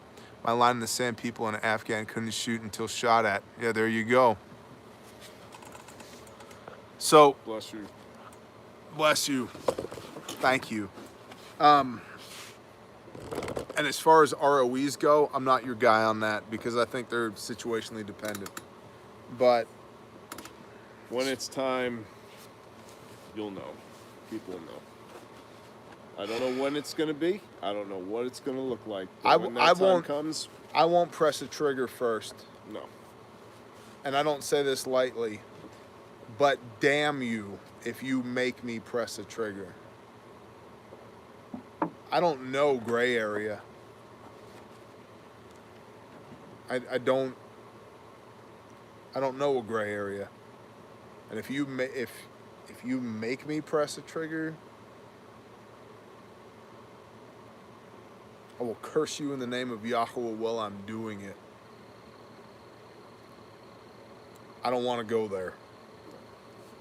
I don't want to go there. That guy is dead. And I don't want to resurrect that guy. And may the Father help us all if we need to, because that's a whole nother world, brother. So I will not press triggers first. I'll put it that way. And boy, if we have to press triggers second, the world looks vastly different than it does right now. Yeah. And I think it's important to point out that I don't see a reason why we would have to press triggers right now. The reality of the situation is the National Guard is in support only. Most law enforcement, while they're absolutely falling in line with these whole statist dictates that are being given, they're not being terribly violent about it. What can we make the sheep do just by asking or telling? Well, sooner or later, we're going to come to a Lexington and Concord shot heard around the world 2.0. And that's going to suck. I thought we were going to get that in Maryland when that red flag law incident happened, but everybody just kind of sat by and didn't say a word. I saw a thing recently that said we need to stop saying that they are taking our rights. They're not taking our rights. We are giving them to them. And that, it got me. Yep. It's interesting what a change of vocabulary can do on perspective. Mm-hmm. Perspective matters. Where possible, live peaceably among men. Agreed. As far away from the towers as possible. I'm good on the concrete. Aaron White, agreed. You know, I'll tell you this. Vengeance is mine, so says Yahweh Sabaoth, Lord of hosts. Vengeance is mine, so saith the Lord. Agreed. He uses subcontractors. That's the thing to look out for. It is his. But he gives it out to others. He has used nation upon nation to destroy many a people. He uses subcontractors. And so it's his. We don't go claiming vengeance on our own, but if it's righteous vengeance and Father Yah empowers you, oh man, not good. But that's probably going to do it for tonight's live stream. Would you agree, Yes, sir. Mr. Rude? It's pushing Mr. 10 G. p.m. Oh, we got work to do in the morning. We got to pack Bearfax tomorrow. Yeah. We're going to get hit by tornadoes tonight. All the bear facts. It's going to be cray-cray. Dark times ahead, simple man. Yeah, but not so dark. We're supposed to be the light. Can you imagine? Look at this. This is the light. Y'all's got away. Shall we pray? Let's do it. Father Yah, thank you for this opportunity. Thank you for the opportunity to just come before you and ask your blessing on everybody within the sound of my voice. Father, thank you for this live stream. Thank you for this channel. Thank you for what you do through us, as meager as it might be. Father, thank you for entrusting us with a small sliver of your kingdom. And thank you for walking with us in the cool of the day to make these things happen, Father. Thank you for redemption through Yeshua Messiah. Thank you for restoration. Father, I pray that you would just continue to be Yahweh, our Elohim, to be sovereign over all things, and to make your will known to us, that we could step into it and embrace it, rather than cower in fear, that you would equip us and empower us to do your things, that you would utterly destroy us so that you could put us back together rightly to do your things. Father, thank you for this time, and we ordain it to you in Yeshua's name. Amen.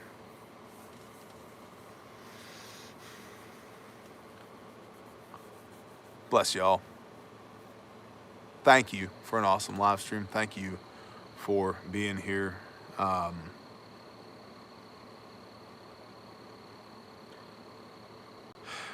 don't think y'all quite understand what this means to me.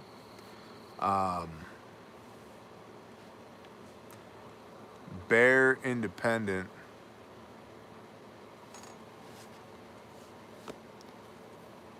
means independent of the system. It does not mean independent of people, including y'all. People are vital. And Yah is calling people together now. So, listen. Listen to that still small voice and ask him to empower you for whatever comes next. Because I vacillate back and forth between, we'll be back to work next month, no big deal, and holy shit, it is the end of the world as we know it. And I don't know. I have asked the Father to show me what is going on, and he won't. He has never given me more than 90 to 180 days out. But he's always put convictions on me, and I am blessed when I follow them. So I'm telling you, make food grow up out of the ground. Meet people. Date each other. Fall in love. Build context. Form meaningful relationships with people. Do things that matter now while you still can. Get independent of the system. Because the system is fragile and it's breaking before our very eyes. And if you are stuck in your OODA loop and not progressing past orienting on the fact that it's breaking, and not getting to acting, you're gonna die. You're gonna be a dinosaur. You're gonna fall by the wayside, and I don't want that. So, go where the Spirit leads and do the hard things.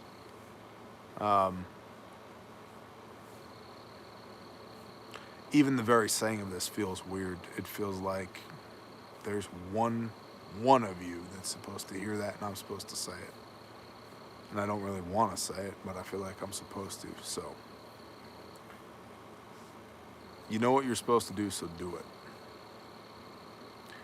You don't need me to tell you to do it. go do it. Playtime's over. We're blessed that we get to sit on my back porch with a glass of wine in hand and a full belly and pontificate on the destruction of the world via a digital live stream. This will go away. A week, a month, a year, a decade from now, this will go away. And my prayer for you is you leave here better than you came. So suck it up and do the hard things now.